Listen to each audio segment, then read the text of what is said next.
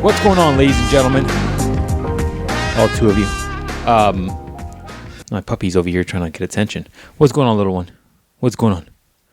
What's going on? Say something to Mike here. Say something. Say something. That's not you saying anything. That wasn't even picked up. Want to say something? Say something.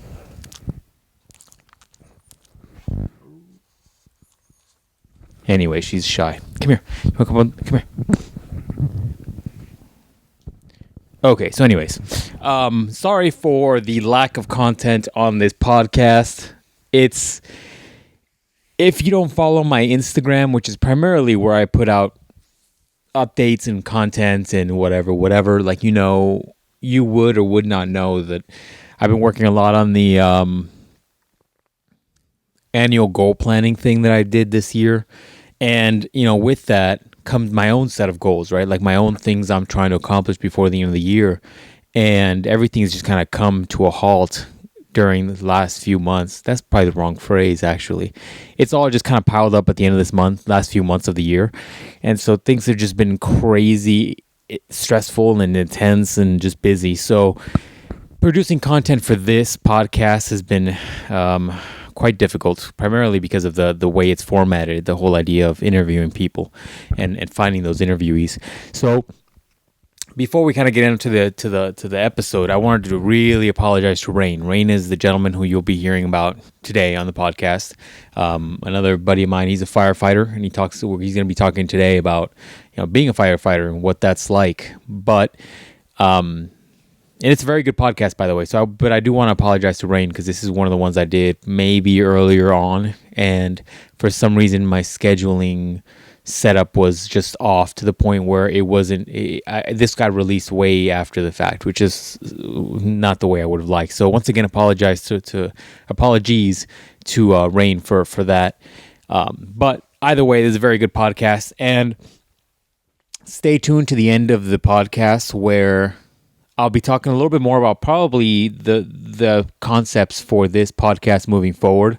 Because if my predictions for 2020 are as I'm thinking they will be, things will probably change a little bit. So, yeah. What else do I have to tell you guys? Just craziness. Crazy busy, craziness. Anyways, enjoy the podcast, ladies and gents.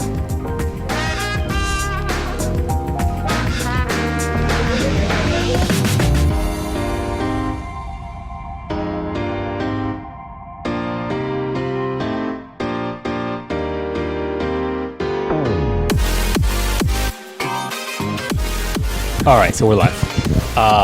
Thank you for doing this. My pleasure. I appreciate it. I know we've been trying to schedule this for like 6 months. Right. You're busier than me. I don't know what to tell you. I'm not. What? How dare you, sir? How dare you? I got nothing going on except a couple of the things I can't talk about. But anyways, so I want to talk about firefighting. And by now, like people have listened to the intro. They already know kind of what this is about. And I want to talk to you about that specifically. I've had a couple people on about different things. I've had a buddy, I don't know if you remember Eric. He's long gone now. He started a couple months, I think, after I did. Kind of a little stockier, bigger guy than me. He trained with us at the gym? Yeah. He had like a hair on top, but shaved on the sides, ex-military. Anyways, he came and gone. I think he's now moved out. I got to contact him because he's training somewhere else for his new schooling. He was at UTI or whatever. Long story short, I talked to him about his military experience, and he was in the Army for I think 6 years. I got to go back on that podcast, and it always fascinates me talking to military guys because you get two sides of that coin. Like you get the dedicated guys who almost stay there their whole lives, right? And then you get the guys that come out and maybe 3 points. Then you get the guys that come out and are happy with their experience, and then you get the guys that aren't happy about their experience, right? And for the most part, like I think Eric seemed like he was happy about his experience, but there were some things that he saw and experienced that he was not happy about, right? But I think that's with everything. You know, you have a job and there's some things that you like or don't like, and, you know, it's going to happen. I would submit to you that there's that perspective in anything you do. There's an upside and there's a bad side. And yeah. I think personal perspective can affect how you reflect on those things.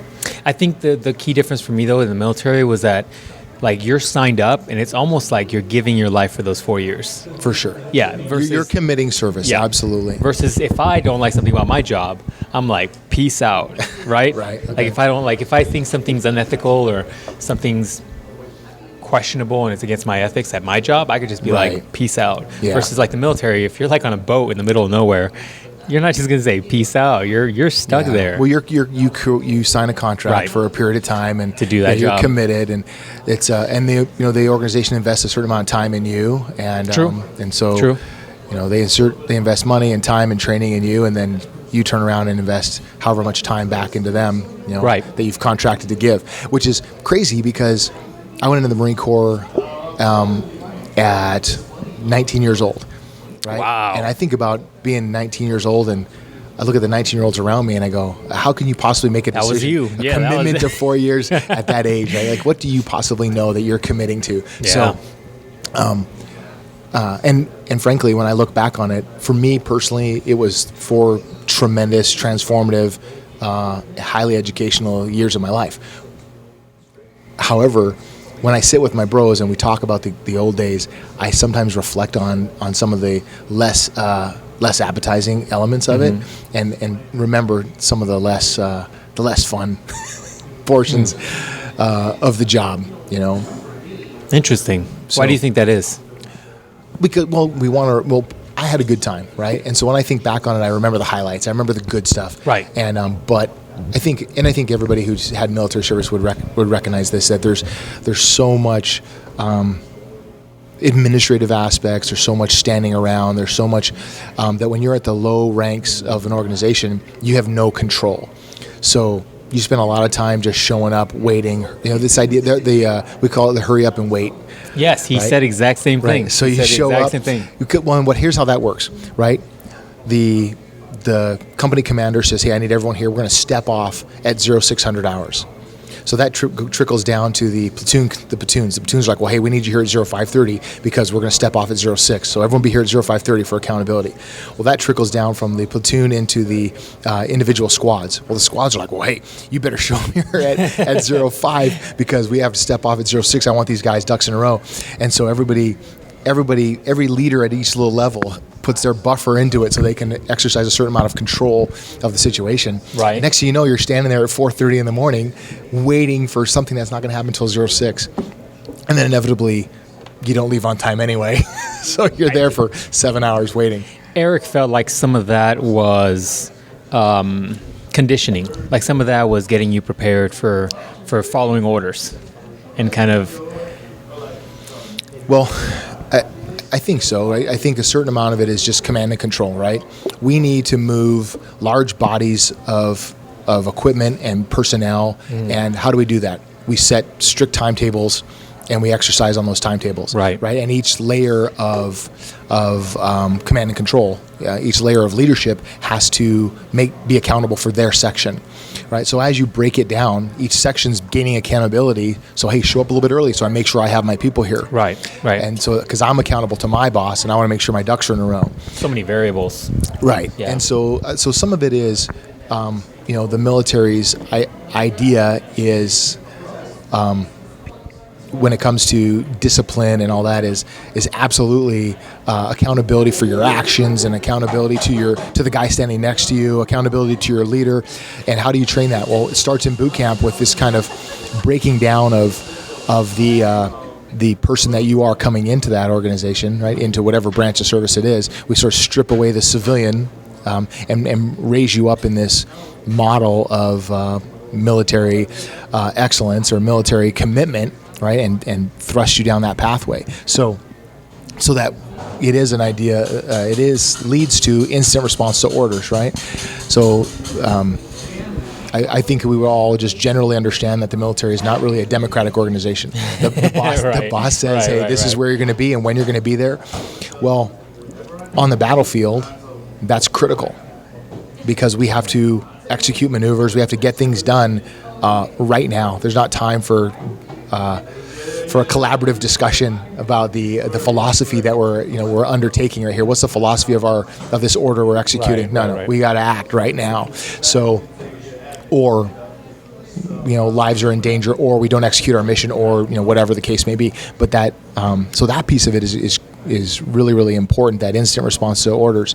Well, a certain amount of programming has to take place, right. And then we that gets repeated over and over and again. Right? So the other piece of that, one of my least favorite things in the military was. And probably still my least favorite thing in the world is like house cleaning, right? So we'd have to detail the barracks, and so it's every little detail. It's scrubbing the corners, making sure there's not a speck of dust or dirt anywhere in that place. Polishing the floor so that you could see yourself in the floor, that kind of stuff. How big's the barracks? Oh, I don't know. It depends on where you are, right? Okay. Like so. But there's multiple bodies in there, right? Like how many people live in when I was barracks? when I was in boot camp, so for example, boot camp, we had 120 to 140 guys in a building. Freaking huge. Big wide open, Yeah. big wide open squad bay with rows and rows and rows of racks, double stacked. Warehouse. Yeah, essentially. Yeah. But then when I was in my training school, we had like 4 guys per room.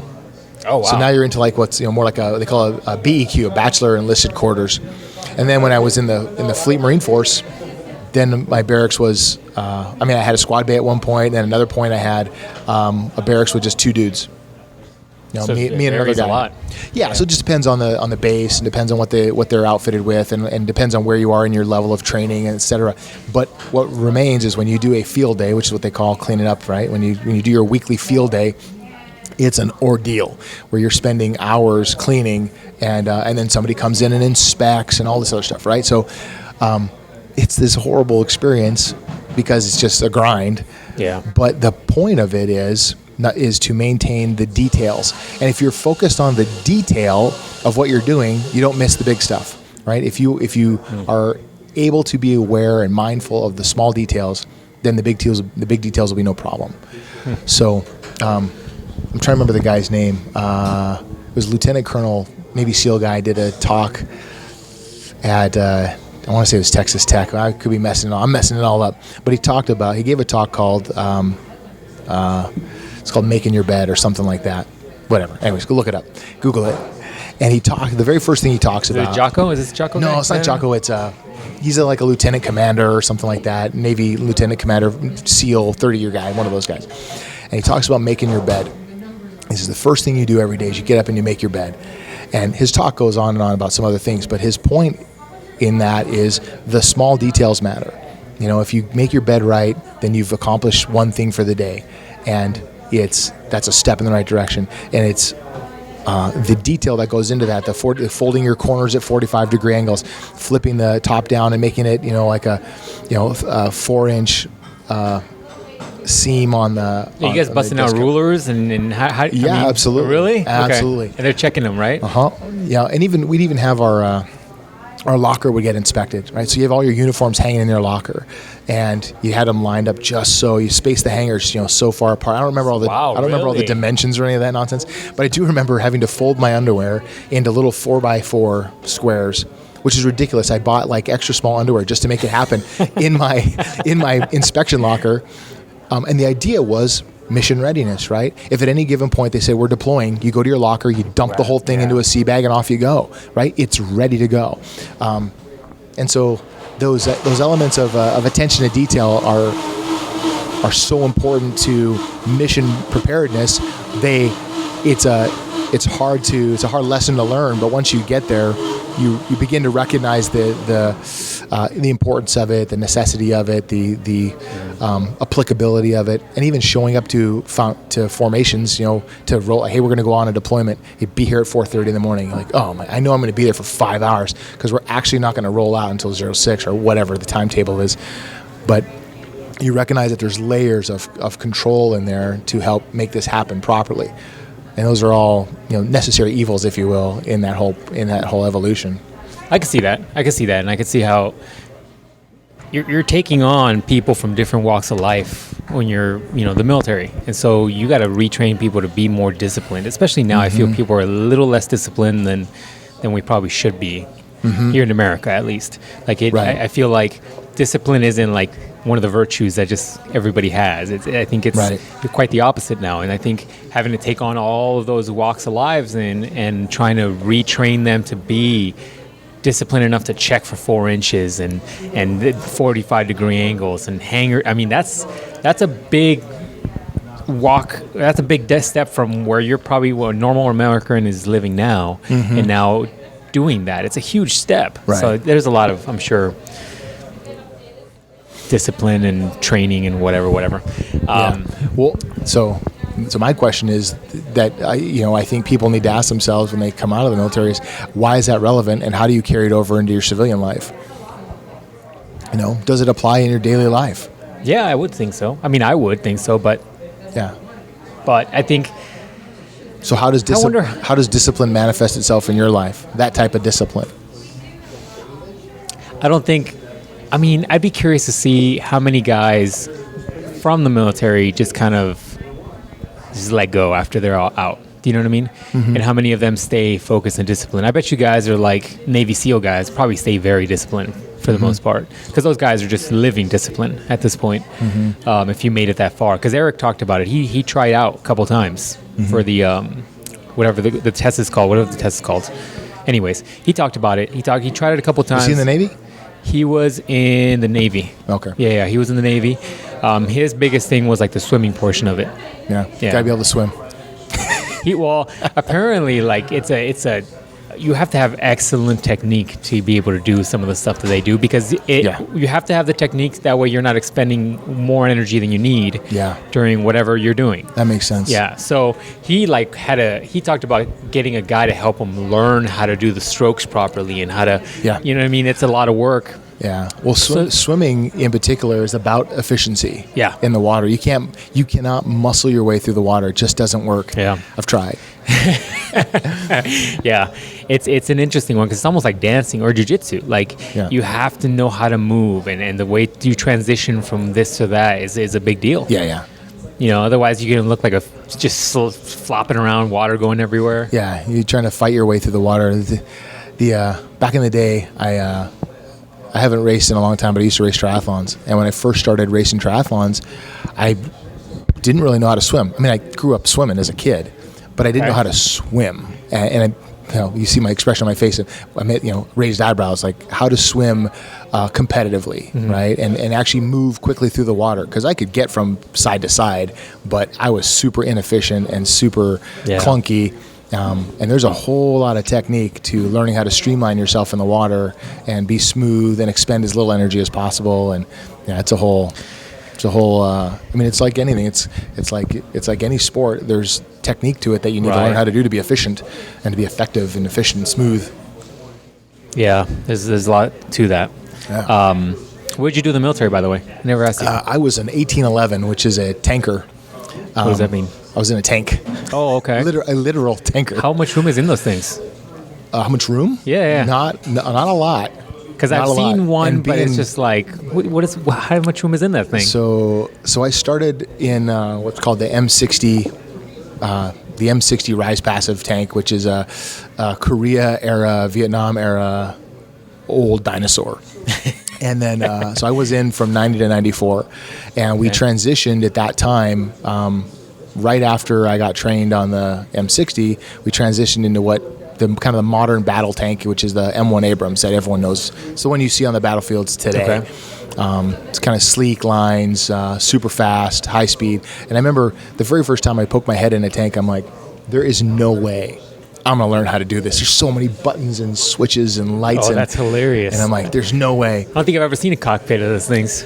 It's pretty cool. So how many people go in there? Three? In four. There's a crew of four. Okay. So the M60 and the M1 Abrams is very similar in the sense that you have a driver who's in the bottom portion of the tank, down in the hull, we call it. And then in the turret, you've got a loader, which is the guy who physically loads the main cannon, and a host of other things. And then the gunner, who sits in a little chair next to the cannon, and he's got a series of controls in front of him with a scope and all this other stuff. And then the tank commander is standing in you'll see what's called a cupola, which is like the little turret on top of the main turret of the tank. It's like a smaller turret. Yeah. That's protected too, right? It's got a machine gun in it. Okay. So So you got 4 guys, 4 folks. How much ammo can you? Because I just thought about that. You have to carry that ammo with you. Yeah, so there's because you're physically loading it. Yeah, the turret and the hull of the tank have compartments for the ammunition. And I got to tell you, it's been 20 something years since I've been out. I have no recollection of how much. I'm just curious. How big it was are they? A lot. I want to say 35, 40 rounds, something like that. Quite a few of the main gun rounds. How big are they? They're pretty big. They're probably 3.5 feet long. Holy and so here's a funny little story about those. The M60's casings were steel, and when you'd shoot a round off, it was a 105 millimeter main gun, which is about that big a round. Yeah. And like a coffee cup, like a giant coffee cup. Yeah. Well. Yeah. A little bigger. Yeah. Yeah. Make a giant C with your hands, about that big round. So you would load those rounds in, you fire it, and then this giant shell casing. Picture just like a bullet casing, but a huge one that's like 2.5 feet long, would spit out and into the turret. In the cabin? Yeah, into the turret. So it's bouncing around inside the turret, and they're hot because they just fired a round out. So usually the loader would just stomp it down and, push it down to the floor and hold it there. And then, if we're doing an exercise or if you're in combat or whatever, your tank would load up with these things. Yeah. And then at some point you'd have to offload them. And so that was... whatever. That's what it is. What it was, right? Well, when we got into the M1 Abrams, the casings of the M1 Abrams is a little bit different. It was made of like a cardboard, and it had a butt plate on it, which was metal, and had the ignition. What'd you call that? The firing pin, the mechanism in it. So you load this round into the chamber, and the only thing that it would ignite, send the round down range, and the casing would get disintegrated. Oh, that's or cool. Consumed, and the only thing that would come out was this like 8-inch by 3-inch butt plate would pop out and hit the floor. So you could go significantly longer without having to worry about casings piling up on the floor. Yeah, that's pretty cool. So kind of a neat little I'm going to go home and Google tank stuff when we get done with this. Yeah, it's pretty cool. The other thing about the M1 Abram, which is kind of neat, is you have your main gun, then you have a coaxially or side-by-side mounted M60, and then there's an M60 on the top of the turret for the loader to use, and then the tank commander had a 50 cal. Wow. So I don't remember how many ammo rounds were coaxially mounted in the M60, but it was a lot. I want to say around 1,000. I'm surprised they didn't design them just like guns to discharge the cartridge outside of the tank. Oh, right. You know what I mean? Yeah, I see what you're saying, but yeah. I'm surprised there isn't like a little thing that pops up on the side of the turret thing and just shoots out the... Well, you wouldn't be able to load it the way the... Because I've seen it comes down, right? You just kind of drop it in. Yeah, so the breech of the canyon sits inside the turret, and you drop the breech down and you slide this round in, and then the breech comes up. So you can load rounds as fast as the loader can move. As soon as that round is ejected, the cartridge is ejected, he can immediately load another round. So if you had some kind of mechanical mechanism that would eject it for you or whatever, it would slow your ability to operate. Gotcha. But I mean, how often are you shooting those things when you're out? Like, how quickly can you shoot those things off? Super fast. Really? Yeah. Wow. Well, so that's the thing. Like, if the guy's, he puts a round in, you acquire the target, he's already grabbing another round while you're firing that round. So it happens pretty quickly. How loud is that thing? It's loud. I mean, when you're doing a gunnery range, or when you're firing them off, you're wearing ear protection plus a communication headset combination type thing. So you've got some protection on, but interesting. I don't know. I'm pretty sure I have some hearing deficits, but yeah, man. At least when my wife's around. I wouldn't doubt it. That's crazy. I didn't know that about you. That's crazy. Yeah. So I guess we should get on to the topic of the podcast, because you can cut all this out if you want to. No. It's just I'm keeping it in.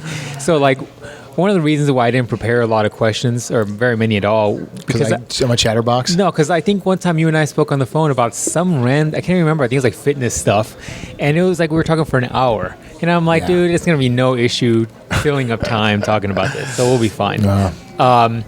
So let's go back. Well, okay, you had a question in your head. No. So, let's transition. So you left the military and then decided to just become a firefighter? No, I farted around for a couple of years, working some different jobs. When I first got out, I did construction for a little bit, and then I got a job working for REI, which one of my favorite recreational equipment incorporated. Yeah. It's an outdoor store. So selling backpacks and camping equipment and all that kind of stuff. It's an amazing company to work for. Really? Yeah, great company to work for, and fun job. You're working with people who are prepping for trips and going fun places. So they're having fun. They're enjoying it's it's a hobby. Yeah, they're coming there to buy toys, so it's fun. But I'll tell you what. So I decided, I'm like, well, I got to be professional. I gotta. If I want to be successful in this world, I got to put a shirt and tie on, and I better be. If I got to go be business guy, whatever that looks like, right? All this while I was going to school, and which is a whole separate topic I'll get into in a second if you want me to. But so I took a job working for a bank, and it was the worst. Absolutely hated it, it just, what it was for me, it was a kind of an awakening, recognizing that there's some things that I wanted to do, and the values that I had, that I wanted out of my work life, whatever that was going to be, those weren't being met working for a bank, right? I wanted to be able to help people. Can you do that in a bank? Sure. However, helping people with financial accounts just was so unrewarding to me. It just didn't have any value to me personally. There's people who are all about helping people with finances, and that's fantastic. That we need those people. It did not work for me. Not sustainable.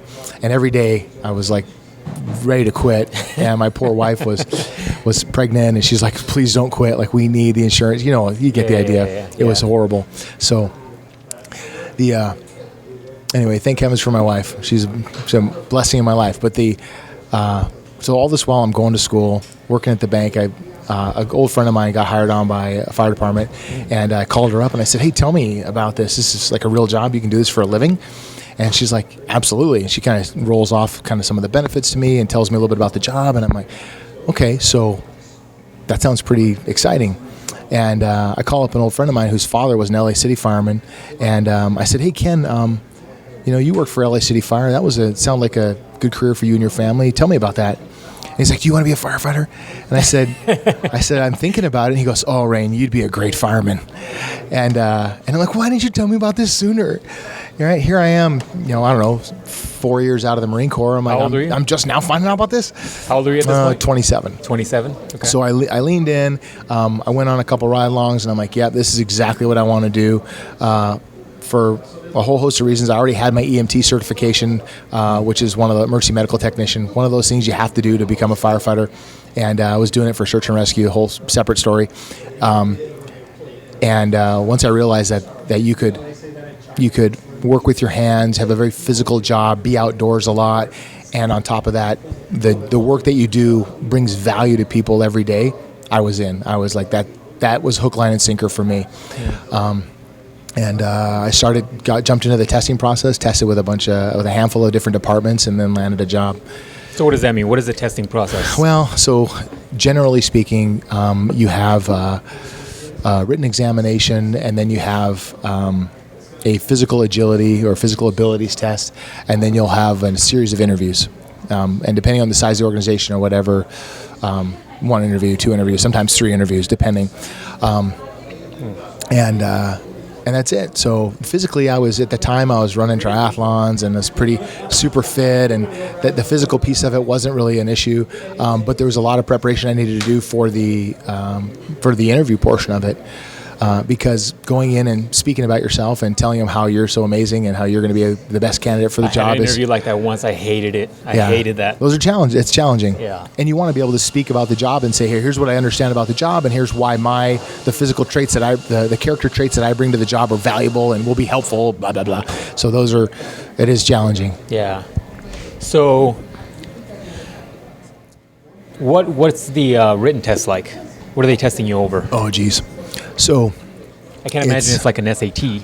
No, there's some general aptitude stuff in there. Like they'll provide like some reading comprehension sections, some fundamental math sections, and then there's depending on the organization that you test with. So like the city that I work for, they hand out a packet, and that packet has about 75% of the content that's going to be on the test is in the packet. And it's stuff about the fire department. It's stuff about the nature of firefighting and the way we do business in our city. All that information's in there. So that kind of gives you a jump start toward the process if you study that packet, right? So it's all right there. So they're they're assessing whether or not you're good at reading comprehension, prepping, blah, blah, et cetera, and then regurgitating it. The written test is really Just a gateway, right? Just an invitation. Just you pass that, you get an invitation to the dance to take the next phase. In today's day and age, back then, each fire department used to hold their own physical abilities test, and they'd host it. You go out there, and the local firefighters from that agency would be there running you through this testing process. And nowadays, there's like a certificate process. You go to an agency, or you go to the community college. You take they call it the CPAT, the Candidate Physical Abilities Test. It's all standardized. It's nationwide standardized testing. You get your certificate saying you passed it, and then you're good for 6 months or a year or something like that. And then you go on to once you get through all that, that's kind of a pass-fail, the physical abilities test. And that test itself is 11 minutes. You have 11 minutes to pass it. And there's this, and I don't remember all the events, but there's a series of events that are firefighter related. Like, for example, you raise a ladder up against the wall, then you run the ladder up, you extend the ladder, then you go over and you pick up some tools, you run them down the thing, you set them on a shelf, you take them off the shelf, you bring them back, those kind of things. Pull a hose, extend a hose line around a barrel, stuff like that. So on a 1 to 10, how difficult is that 11-minute test?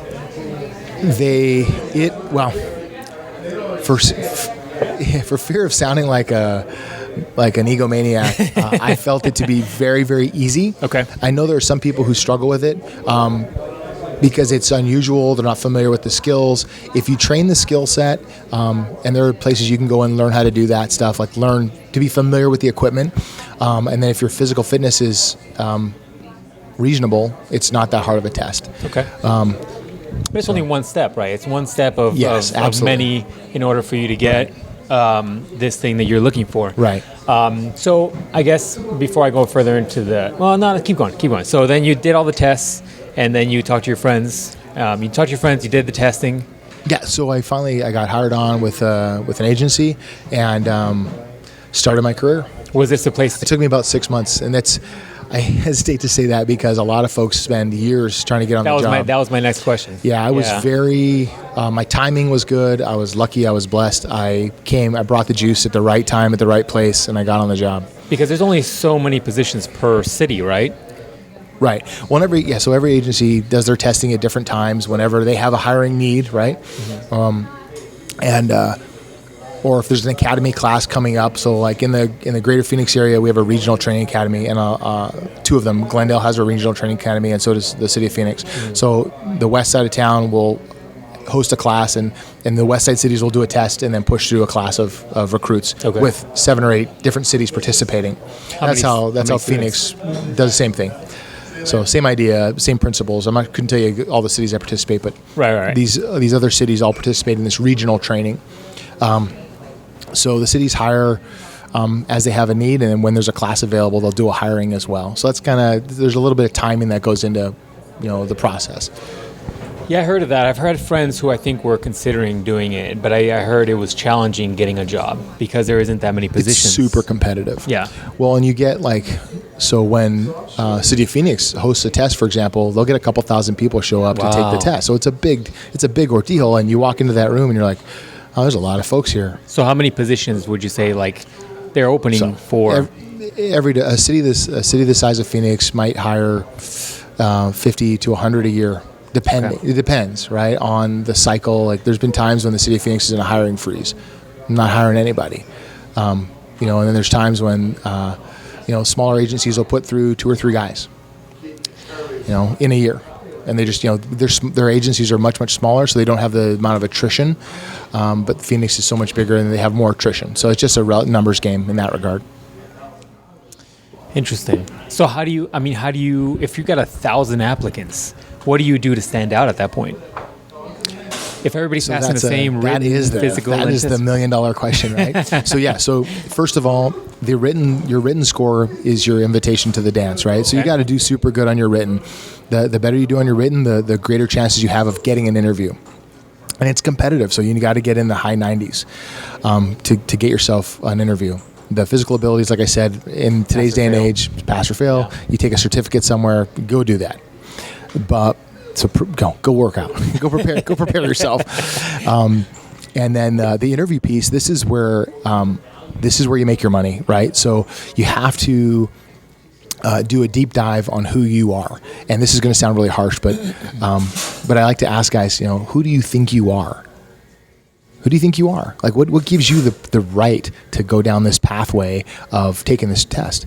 And I don't mean that to sound like Are you phrasing it that way? No, on purpose. Oh. Because I want guys to say, well, I truly, I am a quality candidate for this position, and here's why. So who do you think you are? Why do you think you bring anything to the table? If you don't know the answer to that question, you're not going to be successful, because it's so competitive. The people that are going in there have thought about this for years and years and years and years. They've thought about what it means to be a firefighter and what it means to be the person given the opportunity to serve in that capacity. So I feel like that knowledge of who you are and what's your motivation for doing this is really, really important. Now, you could back that up a step and you think, well, this job it's a huge rate of cancer for guys who go into this job. Really?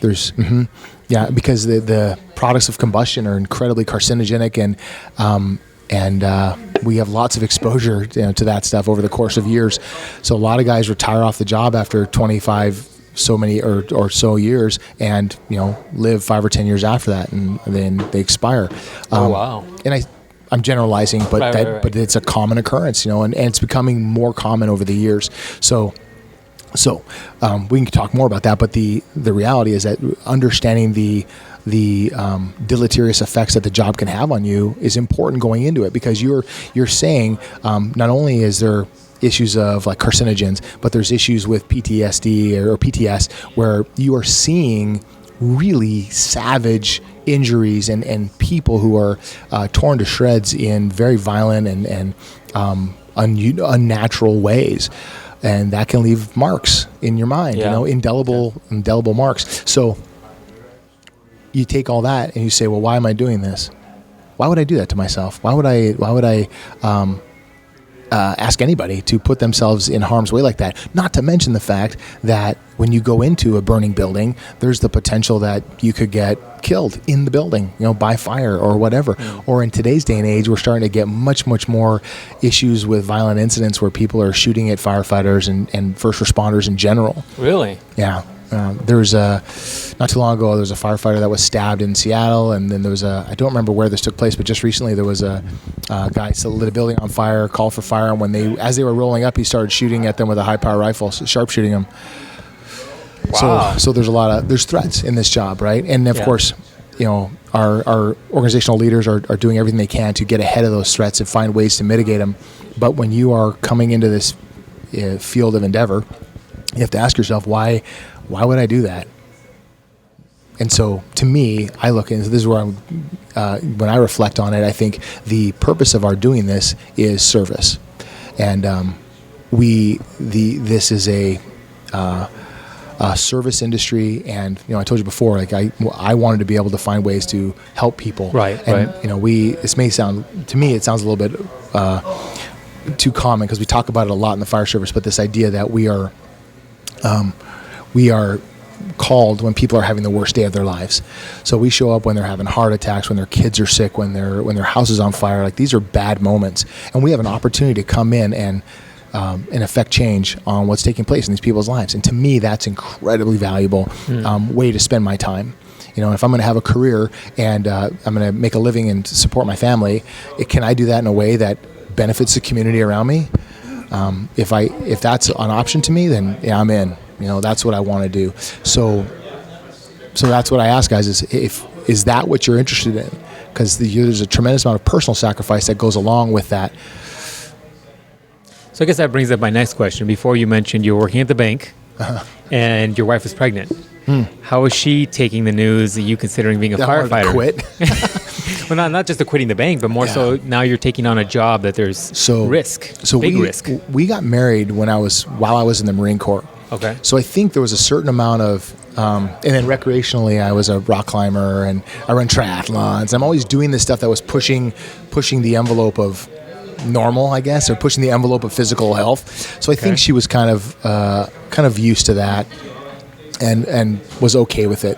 I'm on the Arizona Task Force, and so we deployed for Hurricane Irma and I just forgot the name of the other hurricane, the Florida and Houston. Yeah. And, you know, I'm like, hey, are you cool with me going on deployment? She's like, well, yeah, like I expect you to do these things.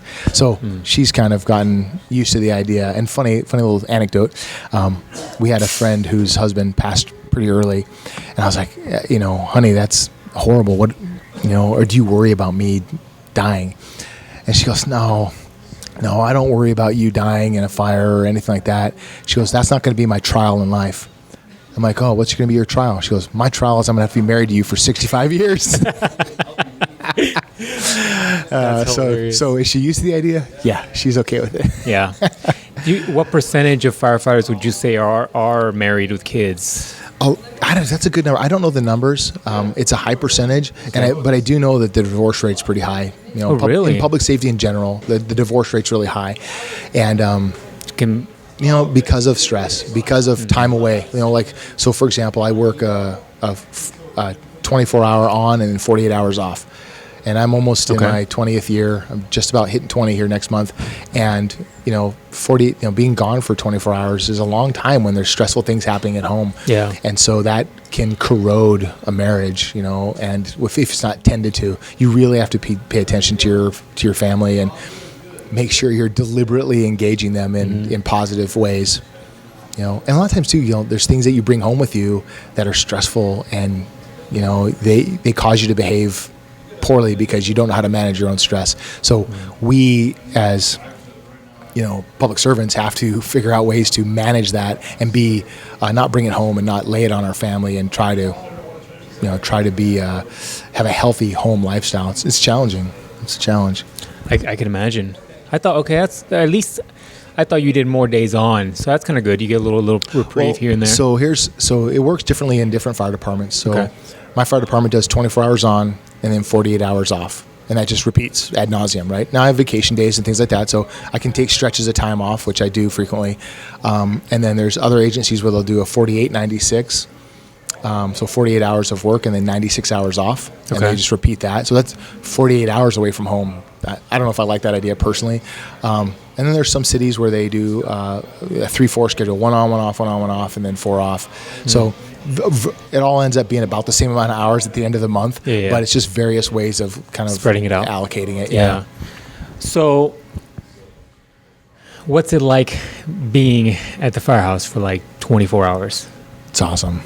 Is it? Yeah, I think you know what, I do think about that, because I do wonder, like, as a guy, I think it's not to sound harsh, ladies, but it is nice to kind of get some guy time, right?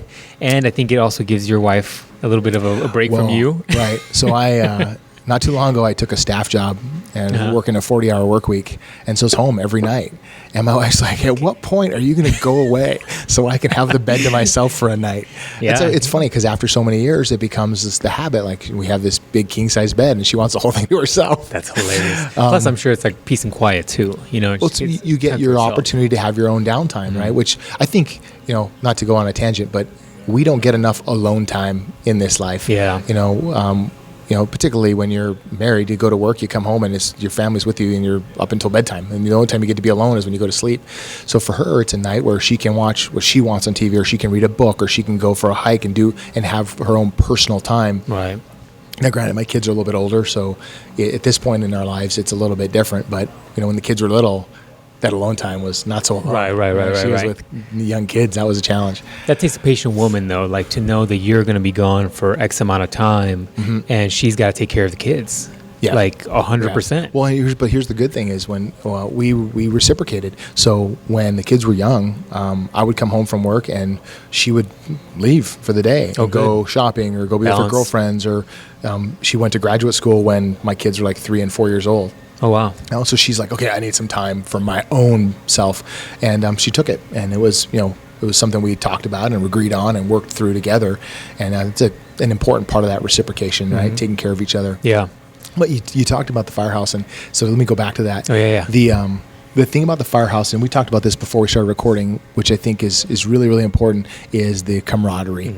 And that camaraderie is critical to mission success. Because of the element of trust and the element of team capacity and the interoperability of all the team members. So in order for us to be effective, I need to know what Jonathan's going to do if we get XYZ call. I need to know how he's going to behave. And I only get that by putting time in and training and running calls, and getting to know who you are and what you're capable of. Well, part of that is time in at the firehouse, right? If we're going to play cards or we're going to go work out in the gym or we're going to whatever, I'm going to see who you are, what your discipline's like, what your behaviors are like. I'm going to hear the music you like to listen to. I'm going to get to know, I'm going to hear you talk crap about the president or whatever, right? Like all these different things. I'm going to know who you are. And as a fire company, our ability to function is predicated upon that capacity to interact with each other effectively.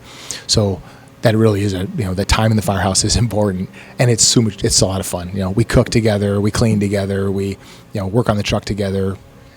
It seems like when the team is very functional and very close, like it's hard for guys to want to leave that. Like for example, like the heavyweight champion of the UFC right now is still a full-time firefighter. Yeah, what's that guy's name? I've heard about him. Miocic, I believe it's pronounced. He might still or might not still be the champion, but what I'm saying is like he never let that go. Like he's making a lot of money as a UFC fighter, but yet he doesn't want to. Like he committed himself to be a firefighter, and he loves his job and he loves his team, and he still does it, and he still cleans bathrooms, and he still does all that stuff that he's got to do as a firefighter. Yeah. The first couple days in the firehouse, was it like a big kid in a toy store? You like run around? You have the giant pole thing you're swinging at? Slide the pole and all that. When you're a brand new firefighter, they call them a booter or pro B or FNG, whatever. Okay. You're the gopher. Your job is to just be somewhat subservient and to defer to all the big dogs in the barn. Yeah. And so, you're earning your way into the fold. So you're not cooking, you're not anything. You're just there to be the sous chef, right? So, Johnny on the spot. Hey, we need this onion chop. I'm chopping it, right? Hey, we need this floor swept. I'm sweeping it. If somebody else is working, you're there working beside them. Part of that is learning the craft, right? Learning what needs to be done around the firehouse, and the other part of that is earning your way into the house.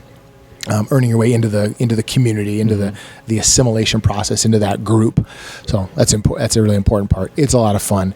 Back when I first got on the job, my crew decided to haze me, and we don't do that anymore. It's not okay. But I will tell you this: if they're not giving you a hard time, if they're not talking crap to you, it's because they don't like you. Yeah, it's part of the gig. Yeah. I think it's guys. Sometimes it's part of the gig. Yeah. Like that's how sometimes we mess around. They're going to give you a hard time because they want you to be successful, but they want to push you a little bit and see how you respond. And that's a part of earning your way in. Yeah. And it's fun. So what happened? How'd you get hazed? Oh, back in the day. So, first of all, the whole crew jumped me and wrestled me down to the ground. And then I got, I think the move that sent me, that locked me up was a double fish hook on my mouth. You know what that is? Thumbs in the cheek. Yeah. Double fish hook. And then I had mayonnaise, mustard, ketchup, pretty much all the condiments crammed into all my nether regions and every orifice, my ears, my butt crack, the whole 9 yards. It sounds completely repulsive and juvenile, but I've never been tighter with a group of guys. Were you pissed off at this point, or were you like, this is part of the game? I'm like, this is the game, and they're just giving me a hard time. And I had mayonnaise coming out of my ears for like 4 or 5 days. Ugh. Yeah, that was disgusting. Like, I hope you guys didn't do any permanent damage, but that's hilarious. So what is there to do at the firehouse? Well, it's just like anybody's home, right? You've got TV and video games, and you've got recliners and newspaper and all that kind of stuff, movies. And so when there's not giant kitchen, of course that's the cornerstone of any good firehouse, is a good kitchen. So the way the day is structured, it comes in, it's all business. So when you get to work, you're checking off your truck, you're checking off your equipment, you're making sure that you're prepared for whatever emergency might come in at any moment, right? So you get all your stuff together, and then you're usually you go off and you do some training, whether it be like organizational training or you train as an engine company, just the unit that's there.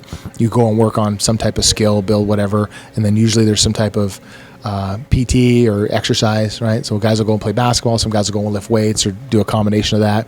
Meantime, they'll go grocery shopping at some point. And then all the while they're running calls in between all of this stuff. So I was going to say, so if you're grocery shopping, is all you guys together grocery shopping? Yep. And if you can still get a call, mid I'll give you, you're having the eggs and you get a call? Yep. So here's an example. So some companies will have like a single engine company, right? So it's all on them to do all this different stuff. So they'll go shopping and they're halfway through the grocery shopping and they get called to an emergency. They literally take the cart, push it to the side, or a lot of times they'll run it up to a store clerk, depending on how full the cart is, and say, hey, do you mind throwing this in the fridge? They'll throw it in the fridge, and then they take off with the call, and they'll come back for it later. Just the way it goes. Sometimes if you get calls strung together and you never make it back for your groceries, you end up eating out. Sometimes that happens, and that's just the way the day goes, right? A lot of times you'll have stations where you have multiple companies, and one company will be in charge of chow for that day. And so they'll go to the grocery store, and the other company will try to catch calls for them, keep them in the grocery store if they can, stuff like that. So they try to work together to cover each other's calls and to make sure that they can get back and cook. And if one company's in the station and they're cooking, the other company is just sitting there waiting on chow, and the company that's cooking gets a call, the other truck will take the call for them. If they can, if they're capable, they meet the requirements of the call, they'll take it and go cover. So there's that teamwork and trying to make things happen around the firehouse. But and then in the evenings, guys will watch movies or whatever. We always joke around. We say we're just a bunch of coiled springs waiting for something to happen. Yeah. And that's there's you guys get very good at learning how to relax in that environment. Because you just don't know when it's going to happen. So you try to go about your business. You get the things done you need to get done, and you get interrupted all the time. I can't tell you how many plates of food I've stepped away from, and I'm like, well, I'm freaking hungry. But I got to walk away from a full plate of food. Interesting. Kind of a drag. So are the switches between shifts, are you guys dropping three guys come in, 3 guys come out, and there's 2 guys left over, or is it like a full swap where everybody... No, it's a full swap. So you'll have, So in the morning, we switch at 08. Usually guys show up at like 7:30 and start switching. And then it's usually position for position. So in my neck of the woods, we, if I'm here for Bob, I'll go in and, hey, Bob, I'm here for you, brother. Take off. And he'll leave. So there's usually a point in time when the crew's kind of intermingled. Okay. And then for a brief period, depending on how guys, when they arrive, et cetera, there are some organizations where they do a lineup. And when B shift shows up, they line up with the A shift and they face to face and communicate what the day looked like, and then they switch. Okay, I can see that being beneficial. Mm-hmm. Yeah. I think that's how they do it in the LA County. I believe it's much more structured, way more paramilitary. It sounds But I can see how that would be useful, especially if you're taking over for a guy who did this job that you're going to be doing for the next 24 hours or whatever. Yeah, give me an equipment and a status on the equipment. What do I need to know? Is there anything broken? Is there anything out of service? It's important to have that communication. My agency, we're a little bit more loose with that, but I'm saying I'm your replacement for the day. I'll show up and I'm like, hey, Jonathan, what's going on? Oh, nothing, man. Here's what's happened today. We did this, we did that. We ran this call, we lost this tool or whatever, You give me a little report. Instead of doing a very formal face-to-face, we just do it one-on-one. So I'm assuming, because I can't imagine you guys grocery shop every single day if you're only doing 24 hours on. Every day. Every day, so really? We just shop for those meals because the guys come in the next shift they're going to do their own thing. So they don't you just don't have food left in the fridge? And we always do. So we try to cook for that meal, right? So we usually do lunch and dinner. So we try to cook for those meals, but there's always a little bit of leftovers. And usually the guys will eat those for breakfast the next day or whatever. So, and then at the end of the week, we do a big field day, just like in the military, right? We do this big cleaning of the station, and then whatever's left over in the fridge that's been there for the week, we throw it out or get rid of it or whatever. But yeah. There's not a lot that goes to waste. Guys are pretty robust eaters. So are some of the guys in there really good chefs now? Oh, absolutely. Yeah, really good. Some guys can cook. So I'll tell you a funny story. When I first got on the job, I started learning how to cook. Yeah. And I didn't have a whole lot of cooking background at that point. Sandwiches. My mom, bless her heart, not much of a cook, and didn't pass on a whole lot of cooking skills. So I get in the military, I just ate what they fed me. Yeah. So now I get in the fire service and I start learning how to cook. I come home and I'm like, oh, hey, honey, check this out. So I start cooking in the house. And then I'm at a party about a year after I got on the job, and my wife, I overhear her telling some friends, oh, yeah, I have a 5-year plan. In 5 years, I'll never cook again. and that's pretty true.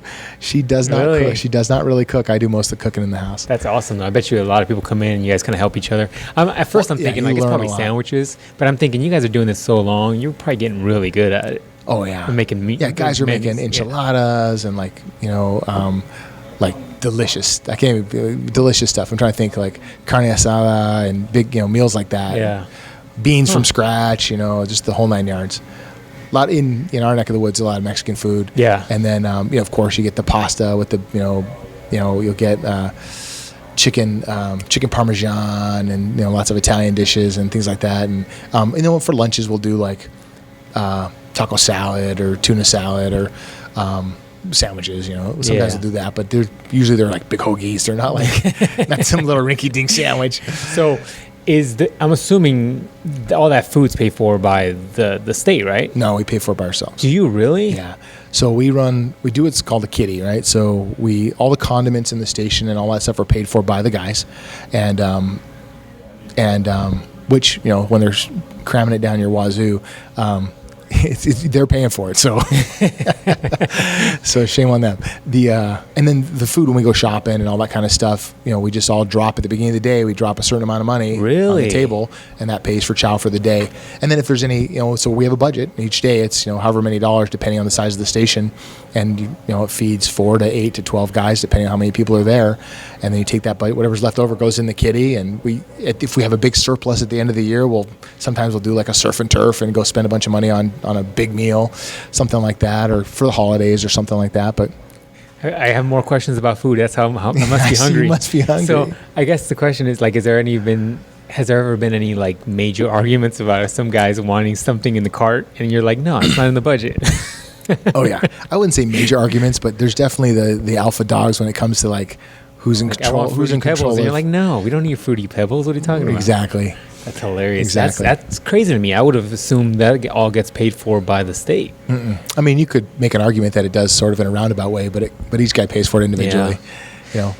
All right, to get off the topic of food, because apparently I'm always thinking about food. Hey, well, let's talk about physical fitness, because that's one of the things I think is really important. So we talk about all this food, right? And one of the number one killers of firefighters is diet, heart disease. Well, it's cardiac events.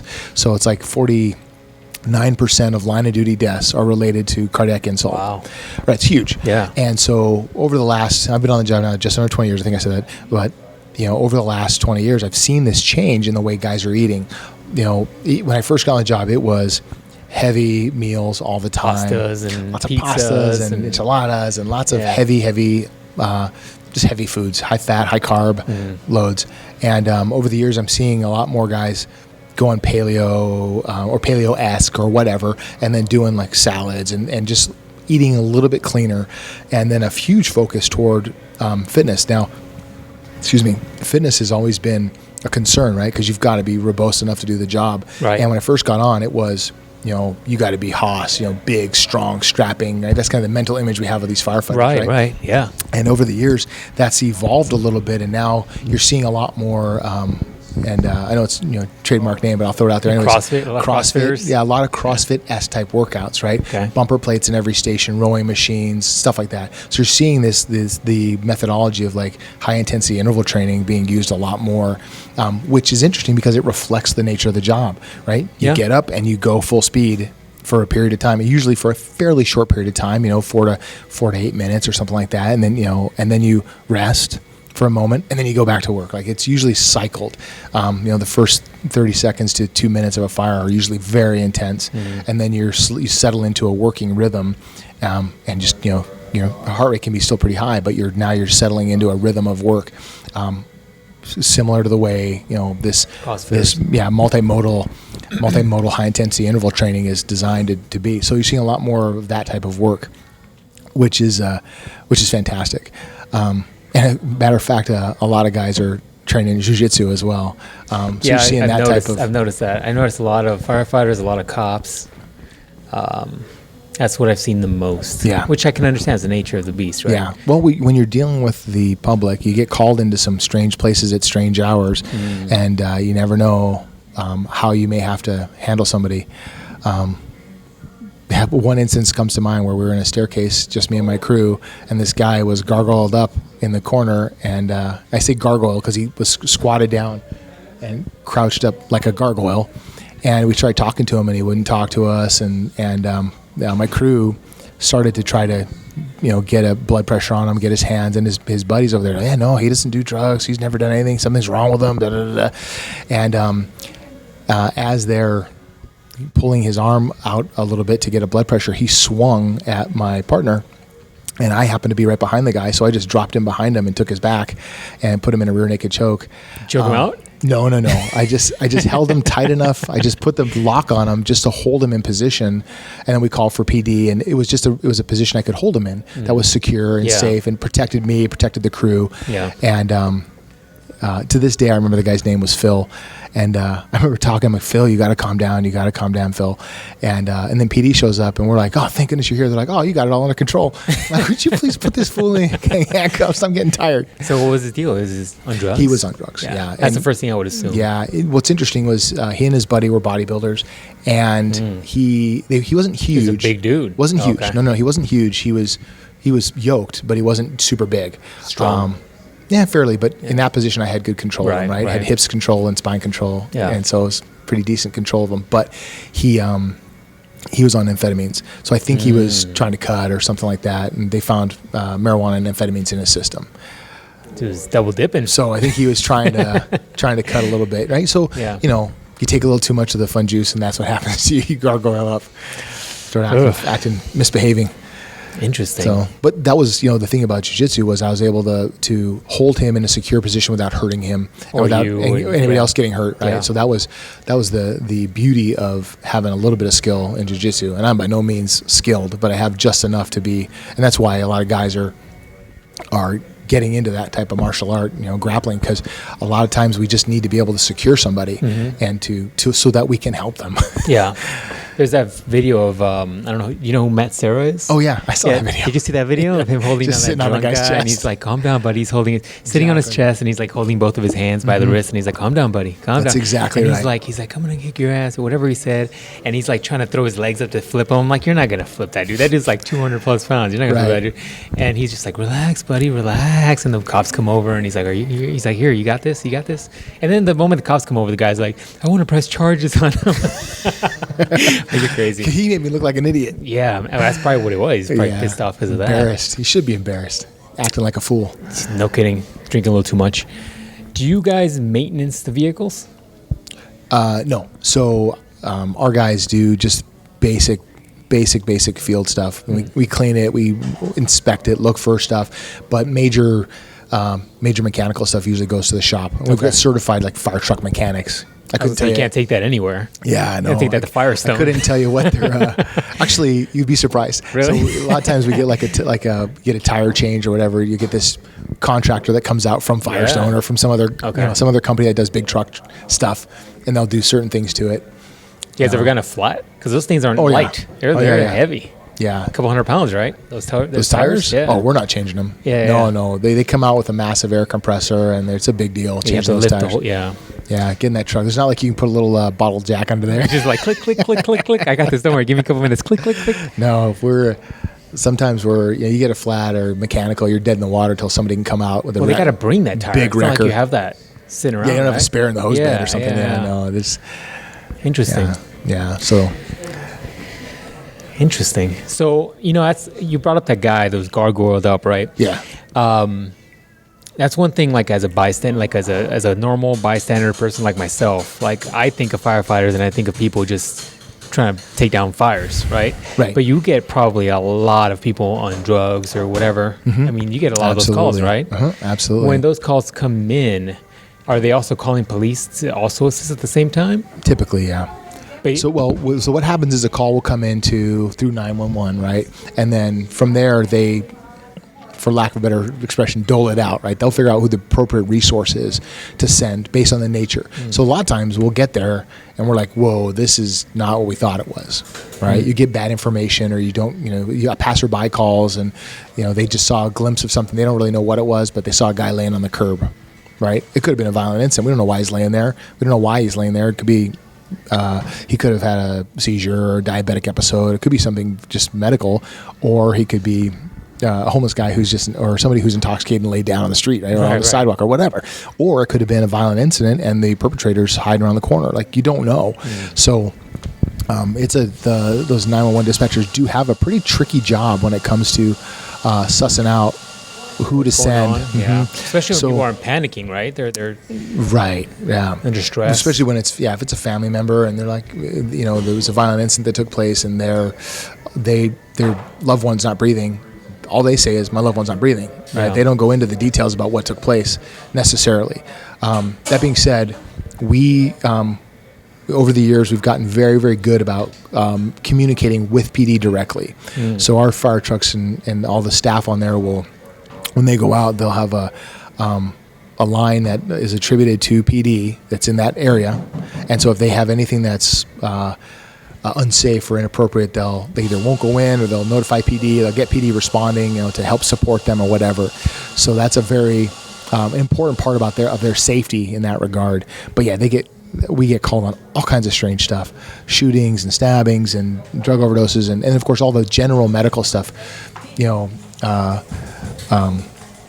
scorpion stings, flu symptoms, allergic reactions, you name it, guys. We get called out on that stuff, domestic stuff. And so, are you guys prepared for all of those calls? Like, if you get a scorpion sting call, do you guys have like anti-venom, or are you just transporting people? No, that's one of those things where we go and you treat the symptoms and you get them to the hospital. Okay. So, like if you get a scorpion sting, it's not a big deal, right? Big, robust, healthy individual, you're going to be fine. That's right, bro. That's right. but if you get like an older, frail, medically unstable patient, it's a bad thing for them, right? Or a baby. I had a little kiddo who was like, I want to say she was 2.5 or 3, and we got called for a sting, and the baby's crying, and there's nothing else. The baby's just crying, and there's no sign or any mark on this kid, right? So I'm kind of suspicious. I've never seen a scorpion sting before, and so we're kind of curious about that. And when we made a decision, we're like, well, mom said she saw a scorpion. Let's just transport this kid. We don't know what's going to happen. As we're walking into the hospital with this kid on the gurney, the kid goes into a respiratory arrest. So, holy crap, had we not made the right decision, could have not gone well. So it's a very, it can be a tenuous decision-making process sometimes, as you have, you don't have all the information. Sometimes the information is not that good. You don't necessarily see a presentation that's obvious. So you have to be very thoughtful and discerning as you're working through some of these situations. So are you guys working with like the local hospitals to know where you can take them, or where it's all networked. Okay. So typically we go to the closest, most appropriate hospital. So like some hospitals are cardiac experts, right? So if we have a cardiac patient, we'll go directly there. If it's a critical cardiac patient, we'll go to the closest hospital, stabilize them, and then they'll get them to the right hospital from there, right? So depending on where they are in that continuum of living and dying, we have to make a decision based on keeping them alive first, and then we go from there to maybe a more appropriate critical care facility for their heart or whatever.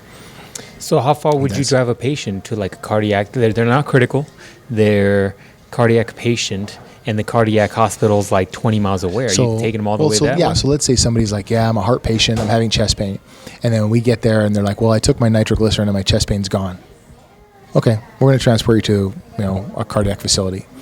If they're stable. But if they're like having some kind of ventricular tachycardia or some kind of arrhythmia in their heart, we're going to go to the closest facility, get you stabilized, and then go from there, and then let them hospitals and the doctor figure out what to do with you next. Gotcha. Yeah.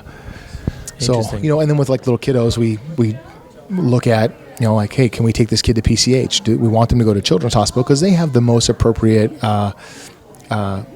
expertise with little kids, right? So what do? Well, depends on how stable they are.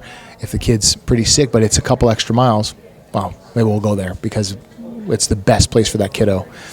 And wasting time stopping somewhere else when it's just a couple of miles, if they make that decision. So if hospitals are on diversion, Is that something happens. that you guys are notified of, or is that the dispatcher knows about that? Or That's a good question. No, usually when we get notified of that when we call in. okay, So you're calling ahead of time saying I have a patient that has this and this and this. Yeah. So if the patient's advanced life support type patient, and we're going to take them to the nearest facility, and I call, and let's just say it's one of the big hospitals or whatever, and they say, hey, we're on diversion, and I'm like, that's all well and good, but we're going to trump your conversion because we got a critical patient. We can do that. But if we're like, oh, it's a stub toe, and they're like, we're on diversion, okay, we'll go to the next hospital. Gotcha. So what happens if you're transporting that patient to the next hospital? Does dispatch know not to give you any more calls? I mean, what happens if that call happens in your area? So we're out of service. So a couple things happen. So you've got your fire engine and you've got the ambulance. Okay. If it's a critical patient, the crew off the fire engine, part of that crew will jump on the ambulance with the patient and go to the hospital, right, to maintain continuity of care and get them the appropriate treatment they need all the way to the hospital. In which case the engine's out of service, the rescue's out of service, right? Sometimes if it's let's go back to the stub toe. Guy's got a broken toe and he needs to go to the hospital because it's bad, but it's not a critical patient. The crew that's on the ambulance will just take them and the engine will go back into service. Okay. So they won't leave their area. So it's a very dynamic, fluid series of events that's taking place all over the city. So you see one of these big fires that's happening somewhere in the valley, and there's 40 fire trucks there. Well, what happens to all the rest of the city? It's been stripped of all these resources. Well, we have an automatic aid system, so the other elements of the city will backfill those spots. Not all of them, but they'll backfill to try to create a network of coverage across the city. Interesting. And across the valley. Interesting. Yeah. So it's a very dynamic and somewhat transient but dynamic system. So it's got to be constantly moving and backfilling and adjusting as needed. And sometimes, if you have one engine out of an area go out of service for a medical call, well, we know they're going to be back in 20 minutes. We're not going to backfill their area. But if a call kicks out in their area, the next due truck will come in. So, or the next appropriate response will come in, or whatever that truck's capabilities are, whatever the need is, somebody will come, even if that area is stripped. Interesting. So that's part of this whole automatic aid and, shuffle and cover kind of positioning of apparatus and stuff.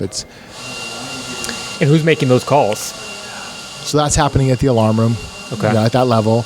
And sometimes the shift commanders will get involved if there's a much more a big large scale events. The shift commanders will get involved and they'll start talking about what they need to do. It can go all the way up to kind of recalling employees to staff additional trucks. So say something big happens, a massive event takes place in the city, they have the ability to recall people and bring them in. So is there a shift commander at every firehouse? No. Or is it just kind of over district? So yeah, exactly. Kind of over the shift commander's over the entire city for that day, right? Okay.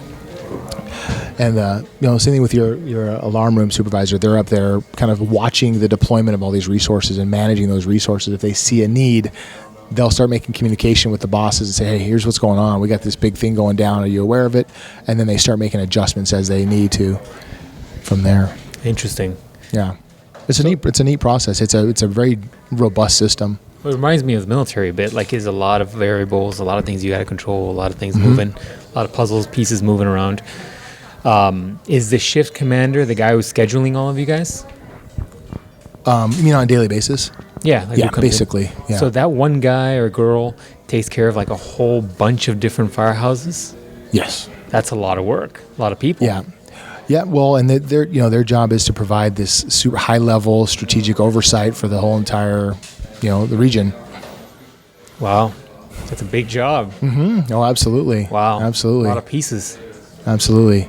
Especially when things are going smoothly and the day-to-day operations are cruising along. It's I'm sure it's not that big of a deal. But then when things go sideways, when people get hurt, when bad things happen in the city, to an individual, or when there's a big event or something like that taking place, it escalates very quickly.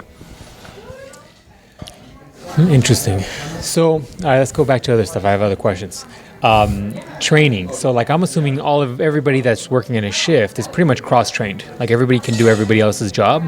No, to a degree. There's a lot of that, but not necessarily. So, let's start at the smallest level. So, say you have at a fire company, right? You've got four folks on an engine company. They may or may not be cross-trained. So you've got a captain and the engineer, who's the guy who drives the truck and runs the pump, and then 2 firefighters. They may not be able to do each other's jobs. So hopefully that's not a problem. Like, hopefully they all stay together all day long, and then you're good, right? But a lot of times you'll have an engineer who's got some seasoning, and they can move up to work as a captain. Or you have firefighters who can move up and work as a captain, or have been trained to operate the pump and drive the truck. Right? Sometimes that's formal, and sometimes it's informal. So there's times when organizationally they'll do training to make that happen, and guys will get certified to do those out of class or move up positions. And then you have times when, I'll just take a guy on my crew and I'll train him. Hey, you need to know how to drive. You need to know how to operate the pump. Let's train you on how to do that. In case something happens, you can step up and fill a gap. So that happens at the individual firehouse, and then that percolates out throughout the whole entire city. So you have all around the city, you have people who are capable of stepping up and filling those different billets in different ways. But sometimes it's structured and sometimes it's not. So what if like you answer a call for like a fire, right? And you guys kind of have to go inside the house. Do all 4 of you go in, or is it just like a 2 and 2? Because I could see a situation where like the guy who drives the truck is the only one who could drive the truck. Yep. And let's say he breaks his foot or something, knock on wood, breaks his foot, trying to do what he's got to do. And then he gets transported out. How do you get that truck home? Right. So yeah, if you, worst case scenario, if you didn't have anybody who was capable of driving the truck at all, you'd find somebody. So we'd call bring somebody in. Yeah, you call your battalion chief or your boss, or you call the station over and say, hey, can you guys run a guy over here? We gotta get this truck back, or whatever. There's definitely ways we could cover that if we needed to. Okay. You have enough people on shift every day. Almost in my agency, we have almost 400 people a day on duty.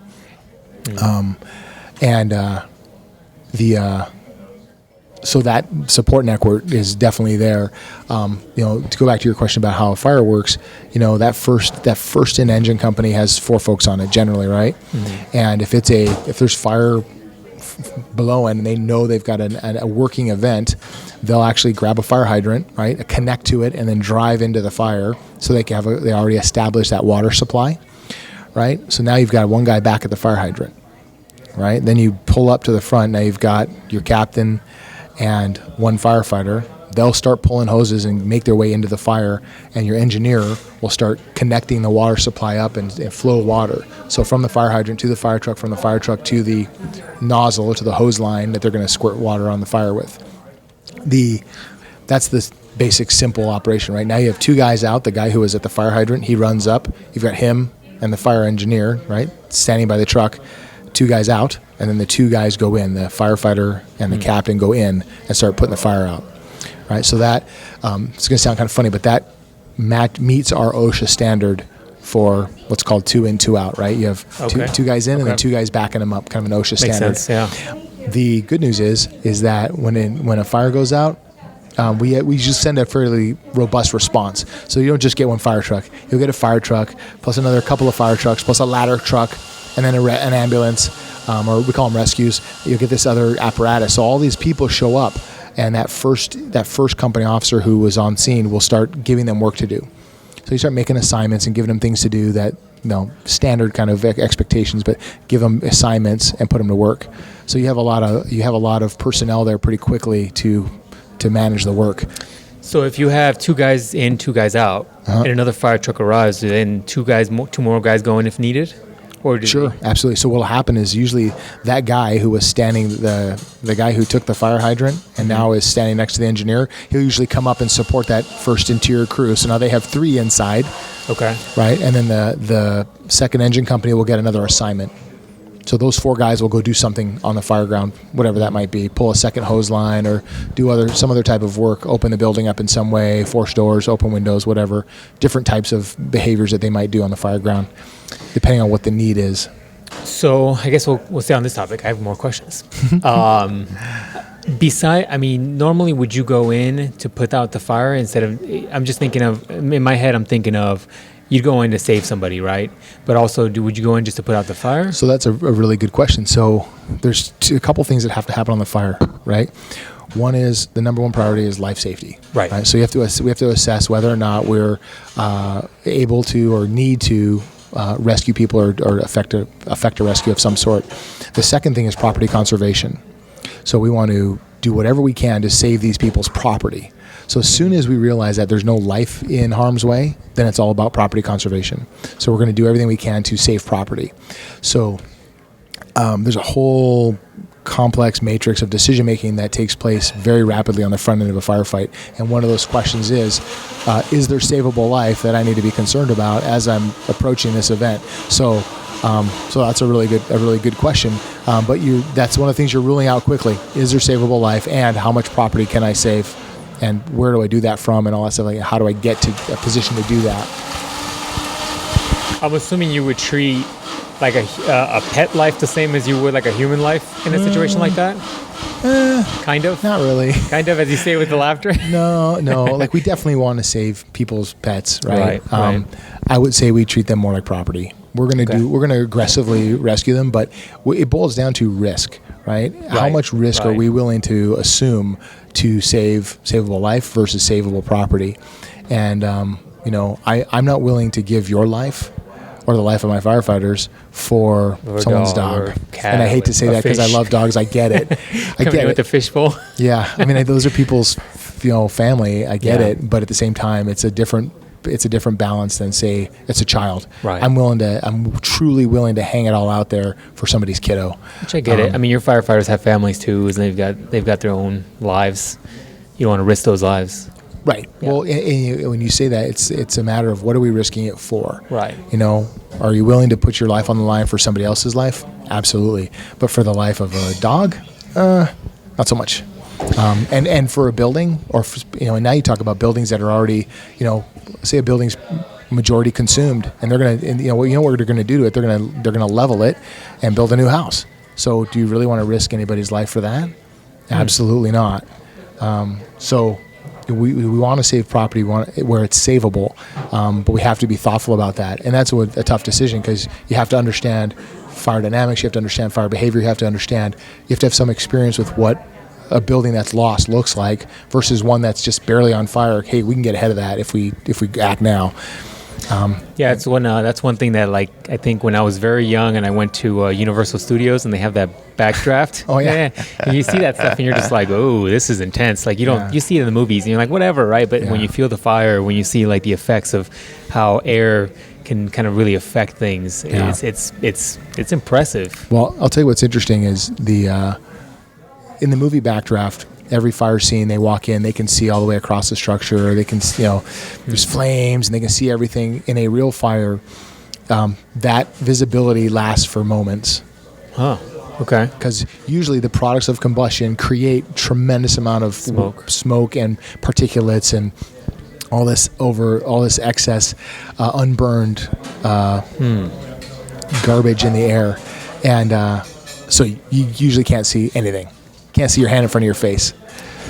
So I guess that's my next question that just came to my mind was, I know, whenever you have like a water leak and it,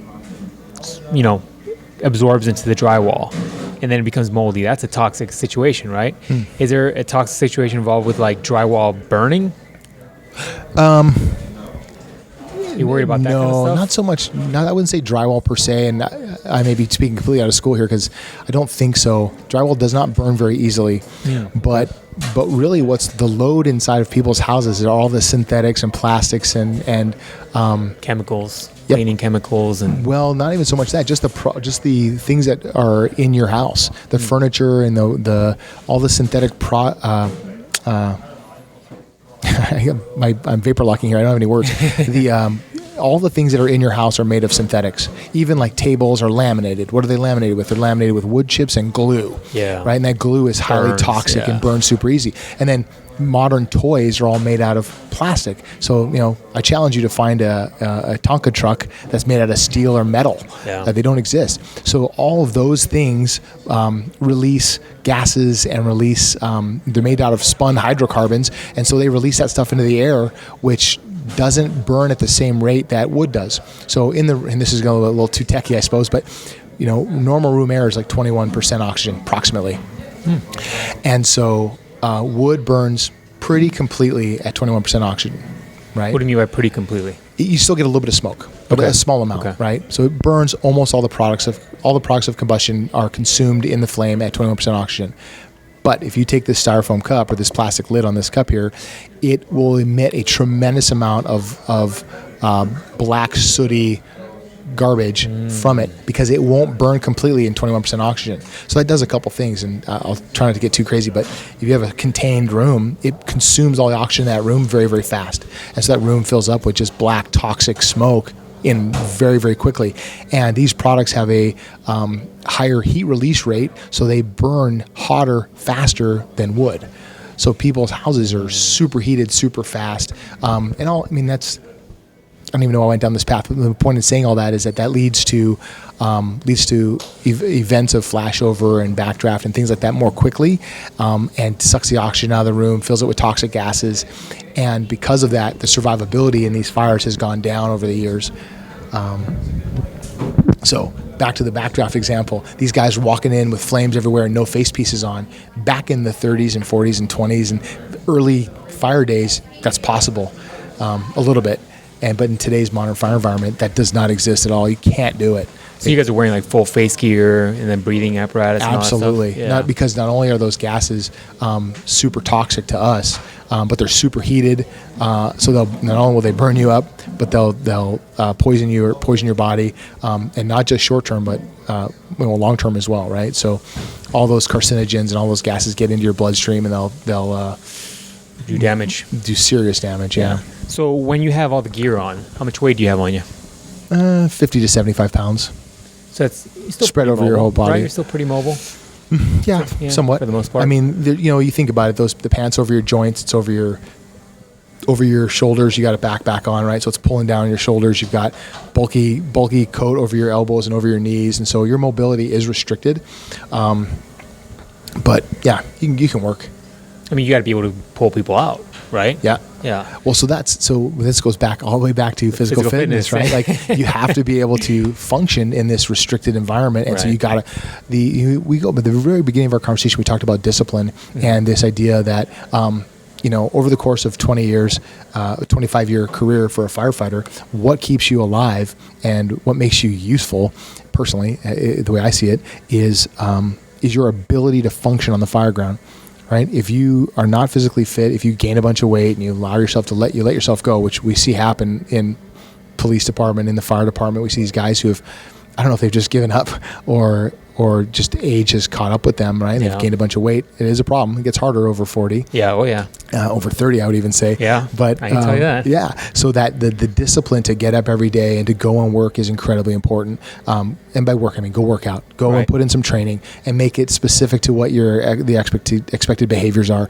If you go in there and just cruise on a treadmill 20 minutes for a couple times a week, right, you're not doing your due diligence when it comes to maintaining what you've said you would maintain, which is the capacity to effect rescue, to save lives, to do the job. I know that sounds a little bit melodramatic, but it makes sense. But that's the expected behavior, So I guess that brings up another question.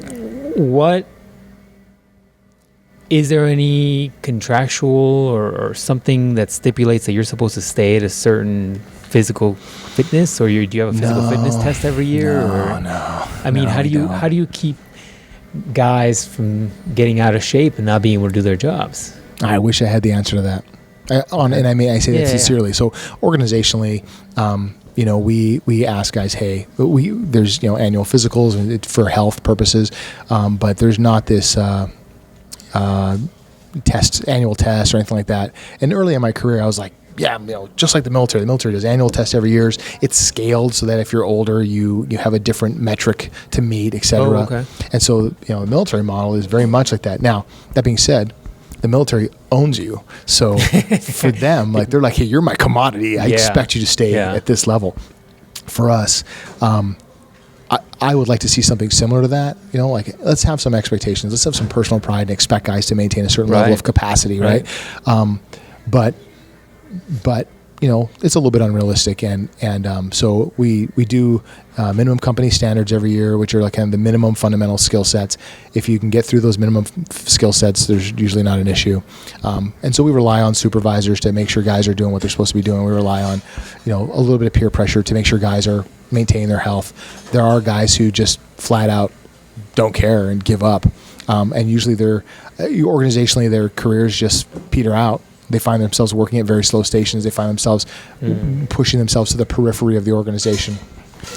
I mean, I don't blame you. I can understand how you need to be able to trust the guy you're with.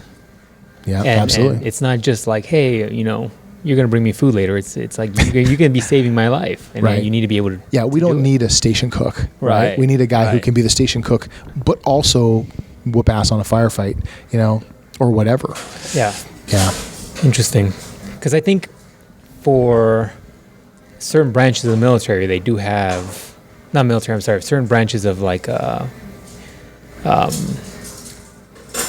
words escape me. You mean like public safety agencies public or something? Safety, yeah, like for police officers or marshals or whatever. I think they all have some of them have some sort of physical fitness assessment or whatever they have to pass. Well, all of them, I will say this, at the very least, all of them have a barrier to entry, which is this minimum standard, right? I would submit to you that there should be some type of ongoing minimum standard.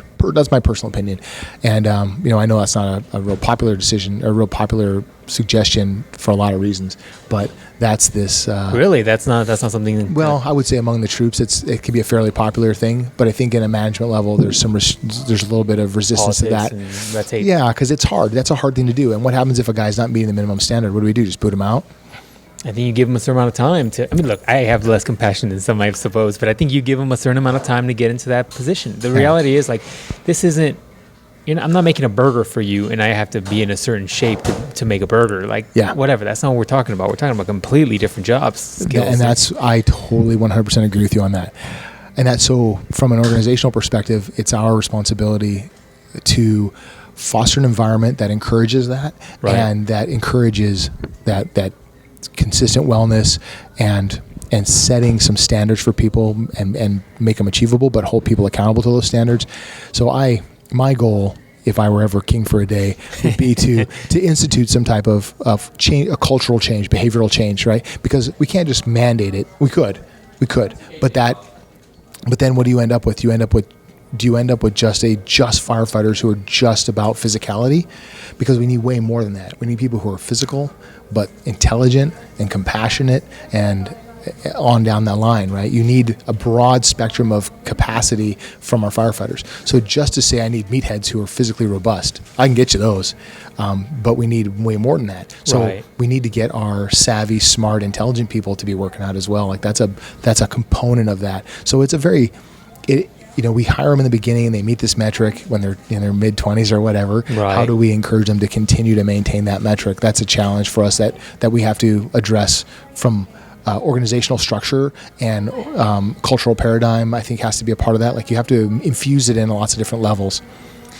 But I mean, you mentioned it when we talked about that physical fitness test, that it's kind of, kind of a joke. So I will say this: when I first started testing, the physical exam that I took was freaking savage, and the idea was that you would go as fast as you could. So you would haul the mail through the whole entire process, and you flop on the end, and you're like, "How fast did I go?" And the faster you went, the better. The new test, you're not allowed to run. You can move with a sense of purpose, but you can't run. What's the logic behind that? Well, that's a good question. I don't know the express logic. I would tell you what I think is. I think they're trying to this sense of on the fire ground, you are pacing yourself. You are tempo driven. You are as opposed to flat out sprinting. You're moving with purpose and being deliberate in your actions, as opposed to hauling ass from spot to spot. And I will say, you hear guys say, there's an argument in the fire service about running on the fire ground. My take on it is, I like the expression slow as smooth as quick as fast. Okay. Right? And I apply that to the fire ground, because if I don't look at a building appropriately and I don't size it up, if I ran there, that didn't help anybody. If I don't know what the building looks like, or I'm not sizing up the situation appropriately. That being said, if your child is hanging out of a window and I'm walking, you're going to be like, what does that say, right? I need to be moving with purpose. So there's a balance there between being super aggressive and being aggressive and smart. There's a balance that you have to strike. So you have to move. When I say move with a sense of purpose, there's a sense of urgency in what you're doing, but it's deliberate and focused and purposeful, not just pin your ears back and run like a bat out of hell. Which you see some people do, and they make mistakes, and they're running around in circles trying to recover from their mistakes, and that's not good. You don't want that. But you don't want someone moving so slow that they're not actually effective. They become operationally ineffective because they're not, truly getting work done. I just feel like there's got to be a middle ground, right? Like there's got to be something that keeps people at a certain level. So you're absolutely right. So when we train people, you have to have training that is intense enough and job related enough so that they're getting sets and reps, so that when they get in, so that they are repeatedly being inoculated to the stresses on the fire ground. And as you do that, the stresses on the fire ground become a non-issue, right? So, and then I can move more quickly. So the more I train a guy on how to size up a situation, right? Looking at a fire and evaluating the building, evaluating the hazards, evaluating the risks, blah, blah, blah. The more we do that, the more effective they become at doing that, right? And it becomes second nature. Now they can move quicker. He can move more quickly because he's able to size it up in a snapshot versus walking. So to me, it's a training issue, right? The more we train on it, because if we say, well, we're just going to get real life experience, we just don't fight that many fires. I mean, there's a fire every day in the Valley of the Sun. Like there's fires all the time going on over here. However, there's so many, they're spread out across this big city. And so how do you get those repetitions in? Training. You got to train. And, that to me is a measure of professional excellence. And going back to the whole physical fitness piece, showing up prepared physically is a measure of professional excellence, right? Same thing with I'll call it your knowledge, skills, and abilities. Having sharp knowledge, skills, and abilities is a contributing factor to your capacity to perform when the shit gets real. So if you allow any one of those pieces to languish, you're going to be operationally ineffective. And so when people say, well, you should, you got to run on the fire ground. You shouldn't run, but you should be so skilled that no matter how fast you're moving, you're operationally effective, right? I don't want you moving so fast that you're not able to be effective. Right. You don't want to run in, next thing you know, realize you don't have the gear, and then you got to run back and get the gear. Right. Yeah. Or you ran up and you didn't look at the building, and now if something bad happens, you don't know how to get out. Right. Because part of that size of the building is understanding where the fire is, what the fire's doing, where the exits are on the buildings, should you need to make an exit. So say you go in one way, you may have to take a victim out a different way. Well, where's that way going to be? What's the layout of the building look like? Where's the bedrooms? Where's the bathroom? So how do you know that? Do you guys ahead of time know the blueprints for the... No, not necessarily. But if you study buildings as part of your job knowledge, right? You begin to look at buildings and see standard layouts. And when you go on, and even like day-to-day operations, you go on medical calls, you go in and out of these buildings all the time. Pay attention to them. Right? Look at the building, understand the layout of the building, know where the kitchens are in these standard layouts, right? Because there's usually a standard floor plan in every subdivision or every building or whatever. And then if you can look at the outside of the buildings and see by the nature of the windows where the living rooms are versus where the bathrooms are versus where the kitchens are. I wonder if that's different, because here we have a lot of cookie cutter kind of subdivisions. They all kind of look similar. They have similar style, similar colors. I wonder if that's a difference in like the East Coast where everything is... You would think, but it's not really, because building design is fundamental, right? So even there, if you spend enough time looking at the buildings, you learn to recognize, they'll have dormers and dormer windows, and like what's a real dormer versus what's a pseudo dormer, or what's like where the kitchens are in these basic houses, and they have different types of framing, and learning how to identify what that framing is, and where would they put the fireplace? Will the fireplace be in the living room, or would it be in the kitchen? Right. So little things like that, like, there's the chimney, so the fireplace is there, so that's where the living room is. So like finding out, being able to look at the building and ID aspects of the building that tell you things. What are the signature trademarks of those buildings, and what do they tell you about the inside layout? So are you having this conversation, like you staring at the building as it's like on fire and you're trying to figure this out with all your buddies, or like... No, but... as you're driving up, you're paying attention for these things? Yes and no. Okay. So it's a snapshot. So I've done it so frequently now that as I look at a building, I just know. Okay. It's intuitive, but that takes time. So that's the evolution of the training process, right? So if we want people to be faster, and to be more, I keep using the expression operationally effective, but if you want them to be effective, then they have to have those repetitions so that when they look at it, they just know. What's a good example? When you go into the gym now and someone puts you in a closed guard and they begin to sit up and you go, oh, my hand's on the mat. You know they're going for Kimura. Right? Like you just know. Like you don't even have to think about it anymore. You snap your arm back immediately because you go, oh, snap. I've been in this position too many times. Same thing happens here. Is the more repetitions that they get in training, the more they begin to recognize the hazards as they present themselves. They don't even have to, they don't consciously think about it. It becomes part of their subconscious. Gotcha. It becomes part of the internal dialogue. It's just intuiting in your brain what's happening. And that only comes with training. Now, here's an expression I picked up a long time ago, and it's I think it's attributed to the Navy SEALs, or it could be attributed to any high-speed, low-drag people. But the expression is, no man in a hazardous situation or in a dangerous situation, no man. Oh, no, I messed up the dang quote. You lost it, dude. I saw it in your eyes. I was like, oh, you lost it. Oh, snap. Oh. I remember. Try again. All right, you're going to try again. In a dangerous situation, you're going to edit this. In a dangerous situation, no man rises to the occasion. They fall to their level of training. Interesting. And so, yeah. And so that's, you think, oh, I'll be better. I'll be there. I'll be good. I'll rise up. And that's just not true. Your level of training is the level at which you're going to manage yourself at, no matter what it is. In a fight, think about it in training, right? In jiu-jitsu, it's the same thing. You're not going to suddenly become better when it gets real, when it gets intense. You're not. You're going to fall to what you're capable of, what you know.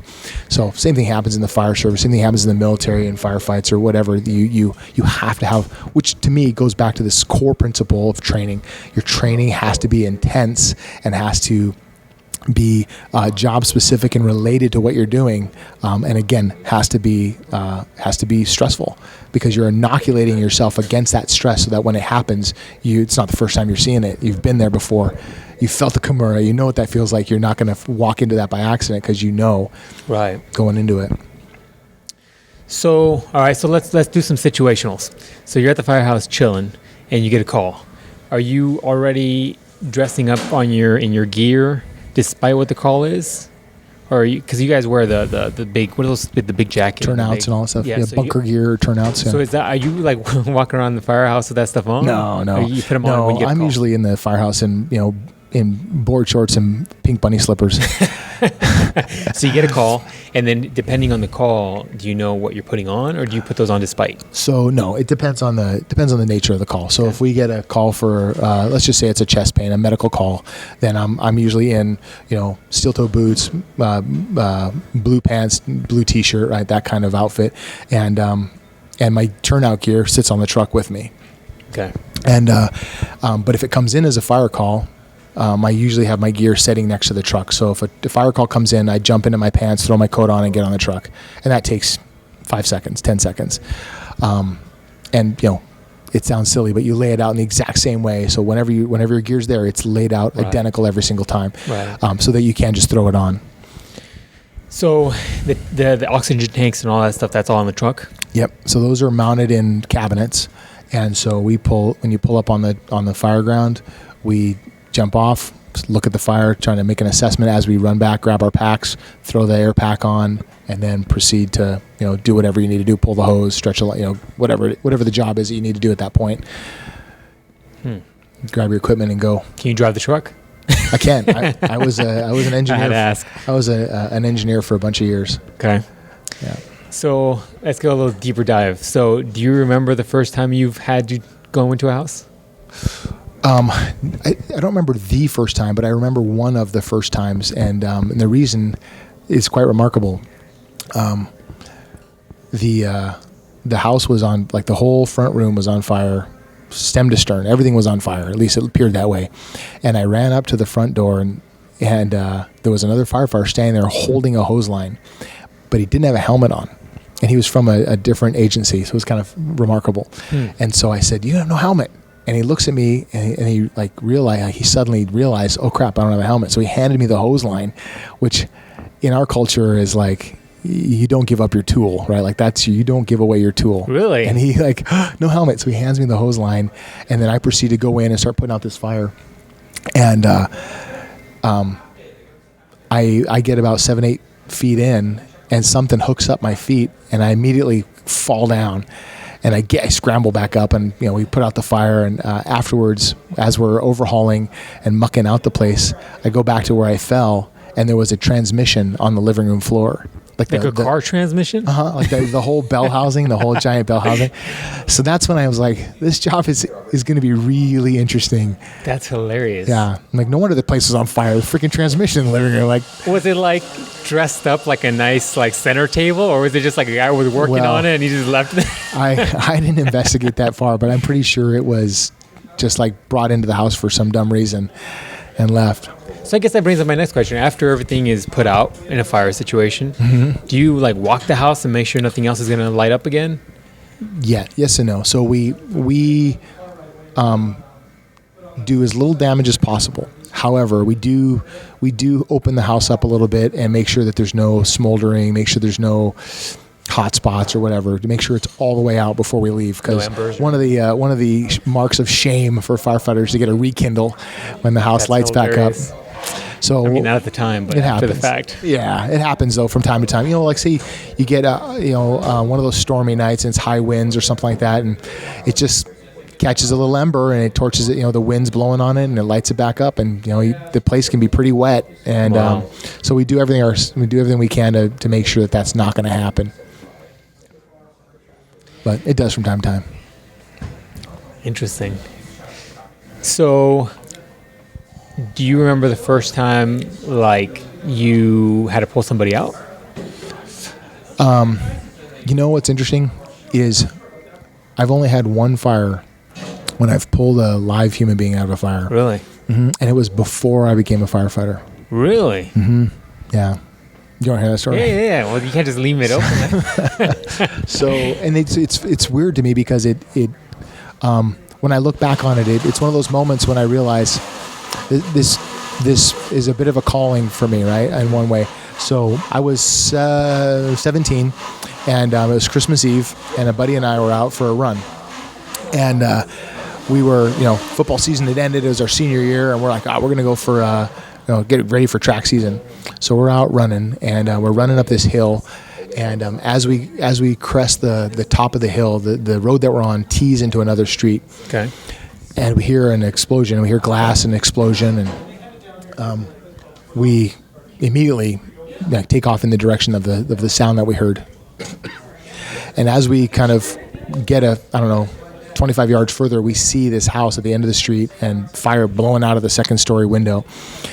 And so we run down, we both split and go different directions. We're pounding on doors and we're like, fire, there's a fire. And we arrive at the front of the house at the same time. And there's I think he was about 7-year-old boy standing there looking up at the fire. And grab him and by the shoulders and goes, is there anybody in the house? And he says, yeah, my dad's in the house. So we, my friend Nick and I, run down the side of the house underneath where the fire is and go down by the side of the house and go into the backyard. I don't know why we didn't go to the front door. I don't recall if it was locked or we didn't go to it or whatever, but we go down the side of the house and go in the back patio. And there's a pool fence there. We hop this pool fence and make our way into the back into the kitchen. And the house is full of smoke on the downstairs, like a light haze throughout the whole downstairs. And there's a smoke detector going off and the TV's on and all the lights are on downstairs. And we immediately start screaming, hey, is there anybody in the house or anybody here? And we're not getting any feedback. And you could hear the fire, crackling and roaring upstairs. So we make our way around the downstairs, and there's like a central staircase that went up in the middle.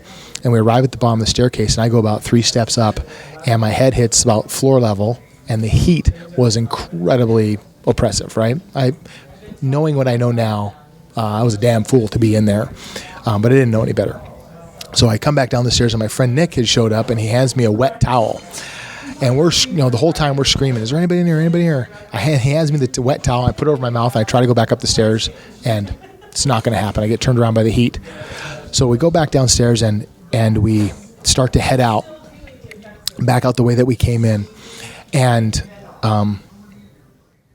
Nick runs out the door, and I stop at the sliding glass door on my way out, and I see a door out of the corner of my eye that I hadn't checked, and I felt somewhat compelled to go back and check that door. Right. So I turn and go back, and I open it up, and it's like a guest bathroom. And there's like a tub shower combo, and then like a little sink, and then the toilet is kind of in a little inset behind the shower. So I can just sort of see the front rim of the toilet, but I'm looking for an adult. So I'm like, had there been an adult there, I probably would have seen him. But I screamed into this little bathroom. It was about 6 by 10 feet. Is there anybody in here? And no response. But I feel compelled to go all the way in. So I go all the way in, and I look at the toilet, and there was a 3-year-old girl curled up behind the toilet. So I grabbed her and stuffed her under my arm like a football, and ran out the back door, the sliding glass door, and hopped the full fence in one fell. Like, I have no idea how I did any of this, but I hopped the fence in one fell swoop with her under my arm, and run back out. Now the whole neighborhood's out in the front yard.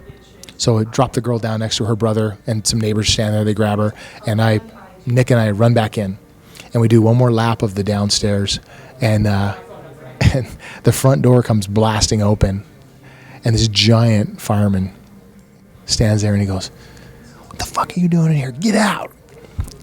So I'm like, right, we should probably leave. So I run out the front door while he runs in with the hose, and they go and do their business and whatever. I have no recollection of anything past that with the house fire. But we go out to the street, and there's a reporter from some local paper or whatever, and they talk to us about what we did, et cetera. And we didn't find out until later on that the next day, when the paper came out, that the dad was trapped in the bathroom upstairs and died of smoke inhalation. And the mom was she was doing some last minute, Christmas shopping or whatever. Ooh, it was on Christmas time. It's Christmas Eve. It was Christmas Eve. A horrible, horrible deal. And so we show up after Christmas break, and everybody's like, "Oh, you, Nick, you guys are heroes." And I was like, yeah, I guess we are. Like, that's really cool. We did this thing. And, and I went about my life and didn't think much about it. And every Christmas for the next 15 years, I got a Christmas card from the mom thanking me for saving her daughter. And it wasn't until years later that I began reflecting on this event and what it really meant in my life. And it dawned on me that, I didn't rescue that girl. Right? She was in that bathroom. She was totally safe where she was. Those firefighters were there literally minutes after we were there. There was no hazard to that little girl. But what the mother recognized was the willingness of somebody to engage to help her family. And that's when I began to understand how important service is, and how important it is that we give of ourselves to the people in our community to help them out. And that was the lesson for me in that event, was if you are willing to put yourself out there, you can help people out, even if they're really not that, they think they're in harm's way. You are the professional, you know better, right? But you're going to go in there, and you're going to lift them up, you're going to help them out, whatever way that is. And it was a very difficult lesson to learn, and it took me a long time to truly understand it. And I still feel horrible that the father in that family passed away. And I think about those kids all the time and what their lives must have been like after the fact. But I hope that they take solace in the fact that two teenagers wanted to help them, and did something to try to impact it, to make a difference in their lives. And I think about that a lot when I think about what I'm doing as a firefighter now, why I'm in this career, and can I make a difference in every level that I'm at in the organization as I do different jobs or move up the chain of command. Can I still have an impact on the community and lift people up when they're having a tough time? And the answer is yeah, absolutely. Absolutely. Right now I work in a training section. Well, what can I do as a training guy?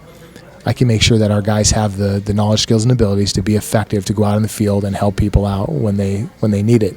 And we do that because human beings. Right. Right. And at the end of the day, that's what it boils down to, is the human connection we have to all these people. And you jump on the freeway, and we're hurtling past each other at 1,000 miles an hour, and rarely cognizant of the consequences of anything that takes place. But we need to be mindful of the fact that we have a responsibility to the other people on this planet surrounding us, and that we can have tremendous impact on their daily lives, and if we're just willing to engage in a meaningful way. In telling that story, do you still feel like you hold a little bit of burden for not going upstairs? No, because I know it would have killed me. Like I know that wouldn't have done any good to do that. I was going to say, if you couldn't go upstairs, would just blaze because of the heat. I mean, I can't imagine you breathing up there because smoke travels up, right? Yeah. And as it builds pressure, it pushes down, right? So it fills the upstairs, and then it's going to slowly work its way down, which is why downstairs was a light haze. That smoke was beginning to work its way down.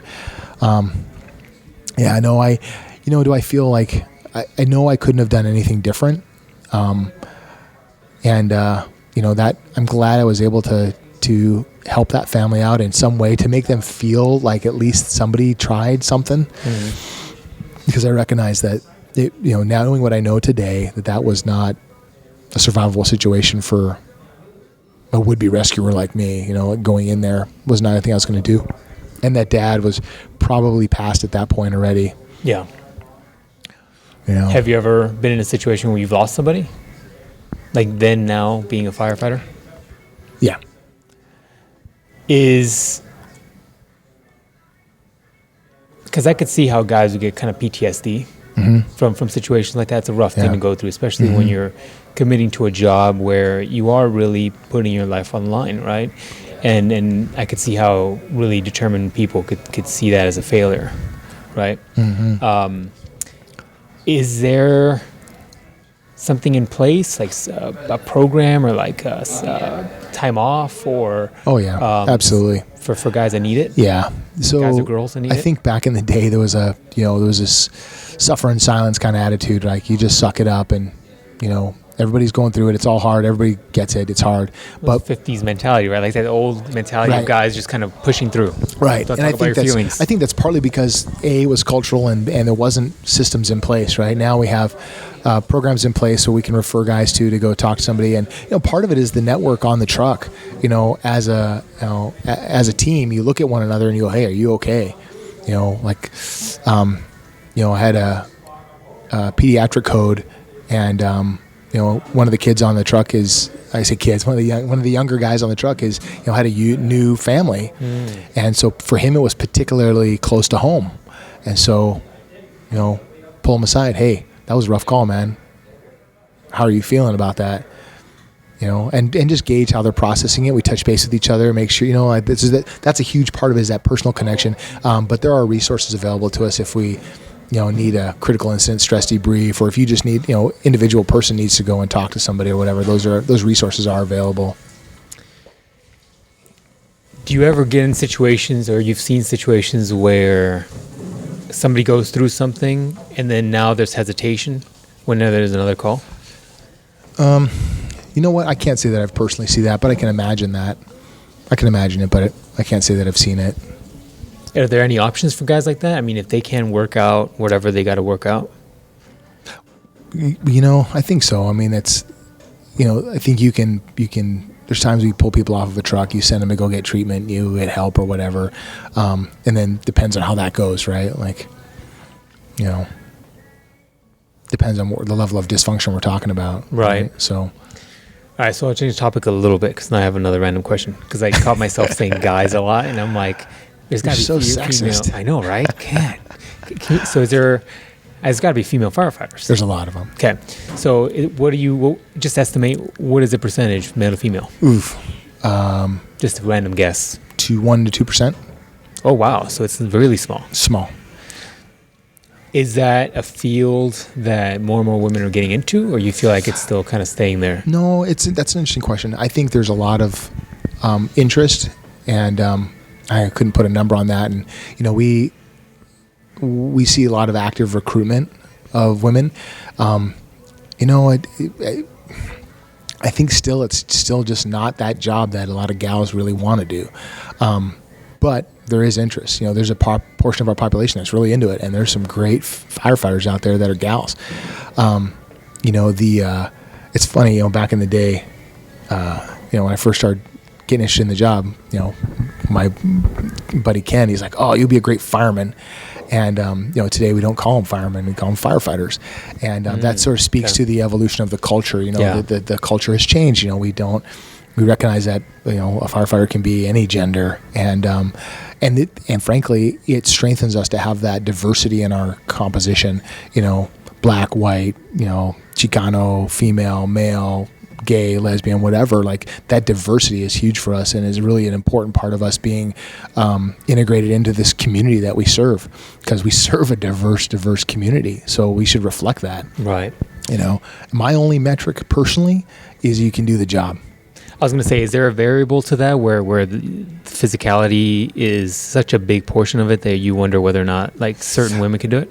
That's not to say. Well, I will say this. You sexist beast. I'll tread lightly. I will say this. There are some tiny women and there's some tiny men on the job. Okay. And so my only requirement is, me personally, right? Like I have any sway here, but what I say is, if you can do the job, I don't care. I'm going to be critical of you if you don't perform, regardless. So I saw one of our firefighters, this teeny little gal. She's an engineer. She drives a fire truck, and she had to get a ladder out. She climbed up the side of this truck and hoisted this ladder out and then climbed back down, and like she had a whole technique for getting this ladder out that I've never seen anyone else use. Now I could walk up to the back of the truck and pull it out with my hands over my head. She physically is, a foot and a half shorter than me. She can't do that. So she came up with a technique and she was able to make it happen in a different way. So to discount someone just because they don't have the same stature or the same robust physicality. Now, do I expect a 100-pound gal to pull me out of a burning building? No, but we know from research and repeated studies that we've done that a single firefighter is not going to pull another single firefighter out of a building by themselves. It just doesn't happen. Okay. There's too many obstacles. There's too many variables that take place. If somebody is truly dead weight, it's going to take a huge cadre of people to get them out of a building. It's just the reality of it. So leverage your resources and your teammates versus trying to do it all yourself. Makes sense. I had to ask. No, it's reasonable. I guess that brings up another question. Does the dynamic change a bit in a firehouse if you have commingling? Yeah, it does a little bit. A little bit? Yeah. Does it complicate things if people start dating? Yeah. It's got to, right? Yeah. And you see that in... So I have this military mindset, which is you don't fraternize with the troops, right? You don't date your sister. And in my mind, if you have a female firefighter on your truck, she's your sister. She's off the table for dating. If you want to go work somewhere else, then that's fine, but you don't bring that into the house. That being said, it does happen, and it can be contentious, because if it doesn't work out, that's a problem. Because can you just ask for a transfer? Well, there's a lot of variables that go into that, but yeah, you can transfer. You can get transferred to another spot if you need to, but there's variables. But that's just one of those things where, relationships are hard as it is, and you bring that into this dynamic where there's all these other people involved, and in a firehouse, for example, it's complicated. So it's not advisable, in my opinion, in my humble opinion. And I could just see that being a variable. Yeah, that's hilarious. Yeah, it's tricky. Well, there's all kinds of tall tales that you hear people talk about, and that things that happen in the firehouse, and none of which are within the city ordinances. So it shouldn't be happening.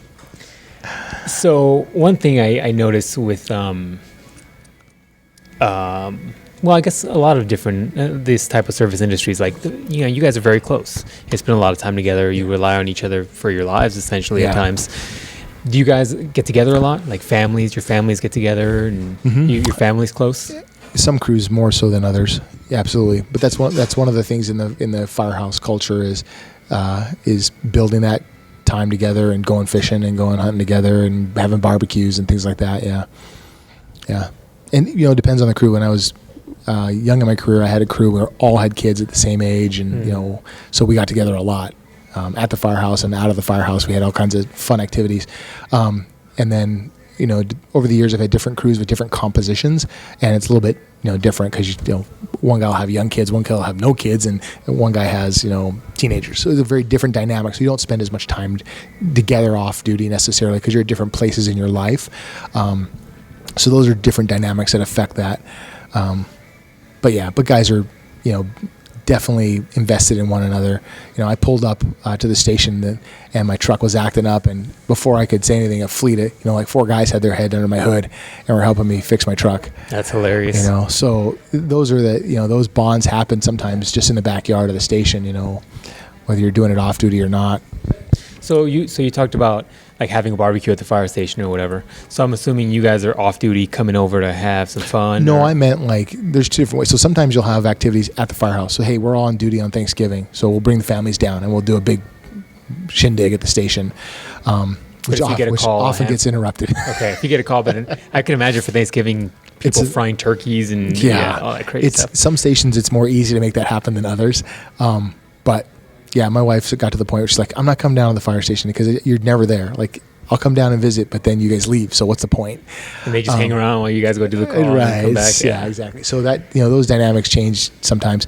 But guys will do barbecues off duty too. Like, hey, we're going to do 4th of July and we'll all get together and have a barbecue off duty somewhere. And, so that those kind of interactions and family activities take place away from the firehouse for sure, as much as they do at the firehouse. But, like guys will go hunting trips together. Like some guys have annual hiking trips they do together, and they have like a station reunion, and they do like the Grand Canyon or do some kind of hike like that where they all get together and do a thing. And sometimes it's just the guys and gals, just the firefighters, and the families aren't even part of it. It's just a team building deal. Is there room for growth? Like if you're a firefighter, is there another level and another level for job? Absolutely. Growth? So the basic pattern, I guess you could say, would be, you come in as a BLS firefighter, as an EMT firefighter. A lot of guys will become a paramedic. That's one path you can take. And then oftentimes guys they'll either promote to an engineer and become a chauffeur and driver, right? Or they'll, and then from there you can either become a captain or you go from firefighter to captain. So there's two paths you can take. And then on a fire truck, that's your basic progression. And it takes people between 10 and 15 years to kind of get to that place in their career where they become a captain. And then outside of that, once you've become a captain, there's opportunities to become a chief officer or what have you, and promote beyond the fire station into a more supervisory role, more management type role, where you're managing an area, a section of the department, or managing a region of the department, a battalion they call it, so which is like 6 to 8 station type setup, that kind of composition. So we talked about how competitive it is just to be a firefighter. I would assume it's even more competitive to get to that level. Yeah, it's very few positions of those ever available. Well, and again, there's attrition, and there's always some spots that make themselves available. But you're right. The position of captain is one of the more coveted achievements in a firefighter's career if they choose to promote. And so it's you've got a lot of folks that are toeing the line to get in that process. So it's very, very competitive. So again, it goes back to kind of that knowing yourself, right? Why are you doing this, and what's in it for the organization as well as yourself? What are you bringing to the table? What things have you done in your career to develop yourself to that level where you are providing leadership and being able to craft the firefighters are going to come behind you. What skills do you bring to the table to do that? And are you doing that? Are you providing leadership at your current level in any way, shape, or form? Because leadership isn't one of those things that just the minute you put a new badge on somebody, suddenly they're a leader.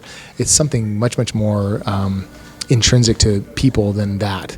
It takes time to develop it and to practice it and to execute it, and over years of time.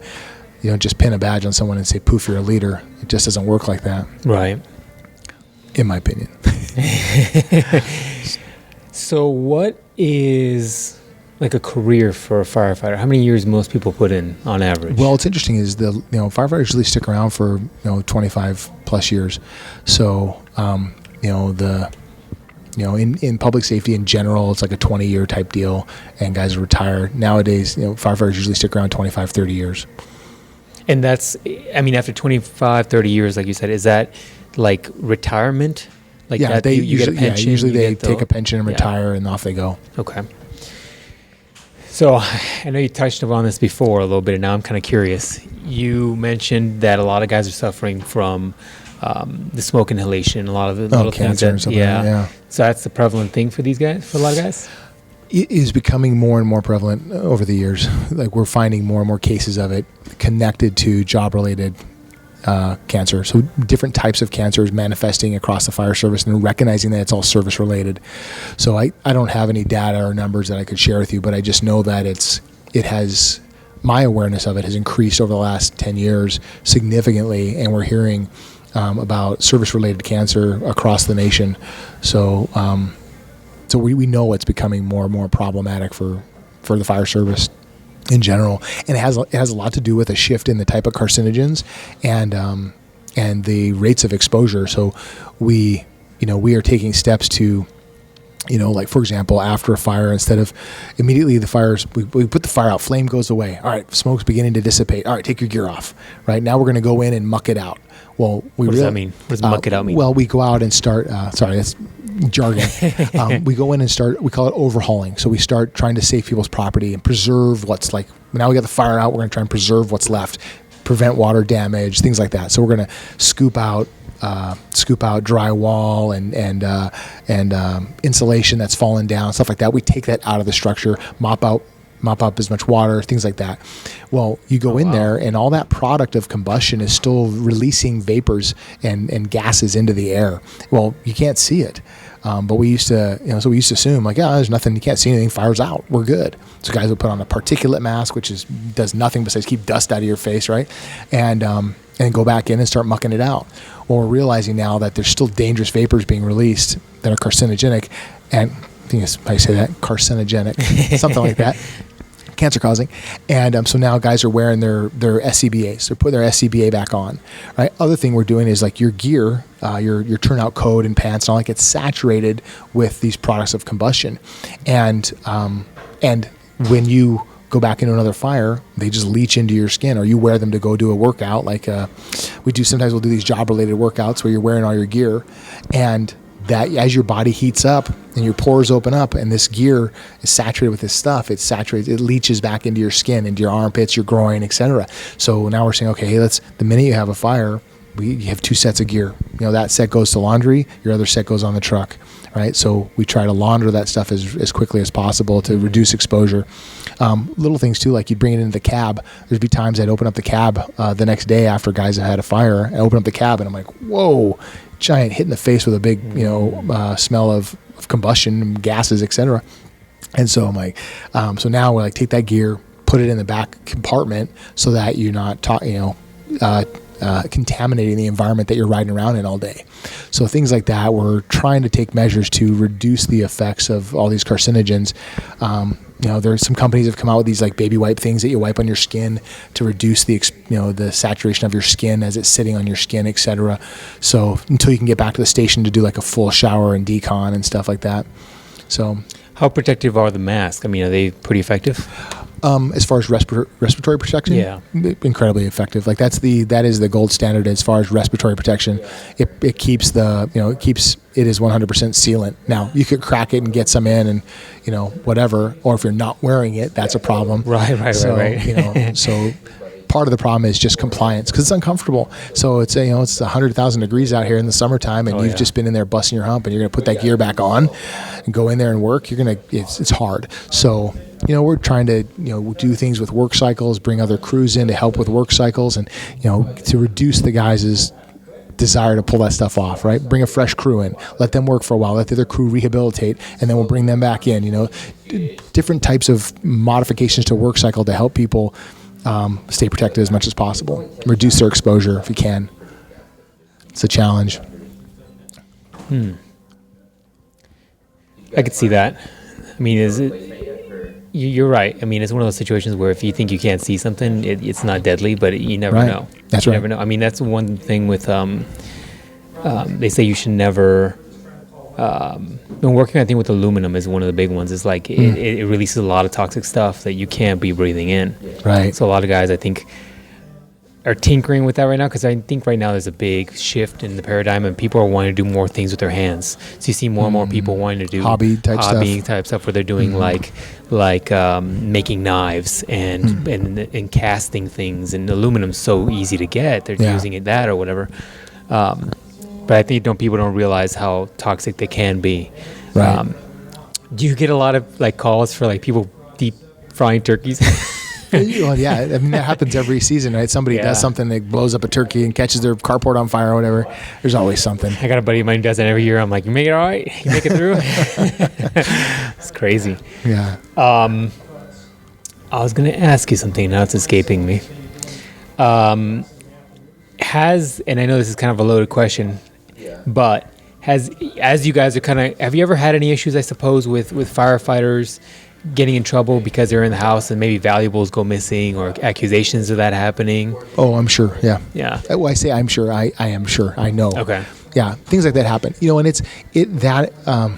have to remember that the firefighters, while, we like to think of them as, very noble servants, have problems just like anybody else. Right. And they're people. Yeah, they're human beings, and there's different stresses on them and whatever. I know, like, we have guys who get injured and end up, with substance abuse issues and things like that, and we have guys who lose their sense of moral compass, and we try to guard that because, man, our number one thing is to trust the public. Like, right. You let us into your homes, and we come in there and walk in when you're in dire straits. You need to trust us, right? We need you to trust us, and so we do everything we can to protect that. So when we get guys who are violating that trust, they don't last long in the fire service. They usually get excised right out, and so sadly, over the course of my career, I've seen plenty of guys end their careers short because they had a breach of integrity and they couldn't help themselves. And how do you prove that? Well, it's usually, they confess. Usually it's criminal activity that's somehow investigated and figured out. And be frank, I don't even know what the details are for these guys' mistakes or whatever, but we know that they've made errors and gotten caught and proven to be guilty for whatever reason, either admitted to it or were caught red-handed or whatever. And careers have been ended because of it. It's unfortunate, but we have the public's trust in our hands, and we got to honor that and preserve it. Which, you guys for the most part have the best record. You guys compare to police officers. Like, people love you guys and compare to police officers. Well, that's true, because every time we're there, it's usually there to help. We're not there to ask questions. Yeah, but which makes people uncomfortable. I've been talking to one of the guys at the gym about doing it because he's a police officer. So I wanted to talk to him about it. I think he's thinking about it. Because I think there's a lot of people that look at police officers and they don't look at them as people, and they're people too. They're dealing with stressors. They've got a rough job. They've got a rough job. Nobody kind of wants to see a police officer unless you're in trouble, right? And so people tend to have bad opinions of them. So I think it's good for somebody to speak on how difficult the job really is. Yeah. No, I would submit to you that all the guys I've talked to, I get it. It's incredibly demanding. Yeah. And even when people call for your help, a lot of times you show up and now you're the bad guy. Yeah. Even though they called you. It's, and I say that like I have a horse now, but I've seen it with the guys around us. Like, they'll get these calls to go service, and they show up and they're, well, I'm going to arrest your husband because he hit you. Well, I don't want to press charges. What? Yeah. And so now they're the bad guy. And, you're dealing with human beings and a lot of, in criminal situations, it can get ugly for these poor guys. Yeah. And I do not envy my brothers in blue. It's a hard job. All right, so I should probably let you go because we've been at it for over 2 hours now. Dang! So I have to ask this dumb question. A lot to talk about. I know, I still have more questions, but we'll have to do another one at some point. I have a dumb question. All right. Has there been a firefighter calendar? Is there firefighter calendars? There are none. I had to ask it. There are none in our neck of the woods that I'm aware of. That's hilarious. That's a real thing. I thought that was just like a TV thing. Oh, no. Like raise money or whatever? I would say FDNY and San Francisco Fire definitely put them out every year. So That's if you want, hilarious. I'll hook you up if you want one. No, I was just curious. But is that a fundraising thing? Yeah. Okay. Yeah, it's done for fundraising. This is just a perfect excuse why you should stay in shape. There you go. Right? It might get a chance to be in the calendar. See, this is how you propose this to your higher ups. You're like, look, they need to stay in shape. We need to raise money. We need to raise money. Therefore, we need to be calendar ready at all times. That's hilarious. Yeah. Well, what's funny is some departments have larger percentage of women too, and there's a few female firefighter calendars out there. Wow, that's the first time I've ever heard of that. Yeah. Talk about sexist. Can you believe that? Jeez. Which is a total double standard, by the way, because nobody batted an eye when there's a dude firefighter calendar, right? But there's a female firefighter calendar. I'm sure it's a hot seller, I imagine. I will not be Googling that later for informational purposes only for this podcast. That's it, buddy. I guess I'll leave you at this because I'm taking up a lot of your time today. Is there anything you want to talk about, plug, or talk, push out there? No, not at the moment. Anything to aspiring? I know you've been pushing me to start a podcast, and I've been pushing you, and I am on the cusp of making that happen. So Okay. as soon as I make it happen, I'll let you know, and Well, I'll you bring can it up. share that I'll with share it. whoever. Anything for guys that are like looking to go into this field and how to break into it? Because like you said, there's a big competitive field. There absolutely. I would say this. There is an idea that it's that you have to know somebody on the inside, and on one hand, that's a little bit true. It's not because you need someone to pull you through the process as much as you need someone to inform you of the process and help you understand the agency that you're trying to get hired with, and help you understand how to present yourself to that agency. So as far as preparation goes, it's important to make relationships with people who work in those agencies and ask some direct questions about how best to prepare yourself, and how best to understand their agency and what their expectations are for their firefighters coming in. So if you understand those things, your chance of getting hired are significantly better. So if you don't know anybody, reach out to your local fire station and introduce yourself. Tell them what you're all about and that you're interested in their job. And for guys that are still guys or gals that are still thinking about it, is there like ride along opportunities where you can kind of go and maybe not? Every agency is a little bit different, Okay. but that's what I'm saying. If you reach out to your local station and tell those guys what you're interested in, if there's anybody that you could speak to, and they'll connect you with somebody who can kind of start you down that right pipeline. And the idea of doing a ride along is great because it gives you some exposure to what the job is like, and helps you see if it's truly something you're interested in. You might go on a ride along and be like, yeah, this is not my jam. Right. But I went on one ride along and was immediately hooked, and I'm like, oh no, this is exactly what I'm talking about, exactly what I want. And that's been 20 something years later, here I am. So Seems like a good option. yeah. All right, buddy. Any last words? Anything else you want to tell people? No, I appreciate you taking the time to chat with me. It's Thank fun. you for doing this. My pleasure, buddy. If we get any response, I'll ask. Maybe we'll do this in the future again. Yeah, you bet. Sounds good. All right, buddy.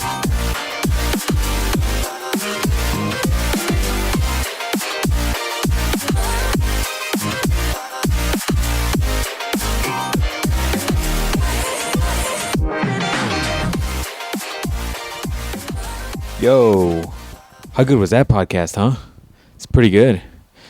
Once again, I appreciate Rayne for doing it. I mean, it was a great podcast, and I think ultimately, like, we got onto some topics that he was quite honest about, but also, some things that some people wouldn't be willing to admit. I think in the beginning too, I also caught myself this is one of my earlier podcasts, so I just was super self-conscious of my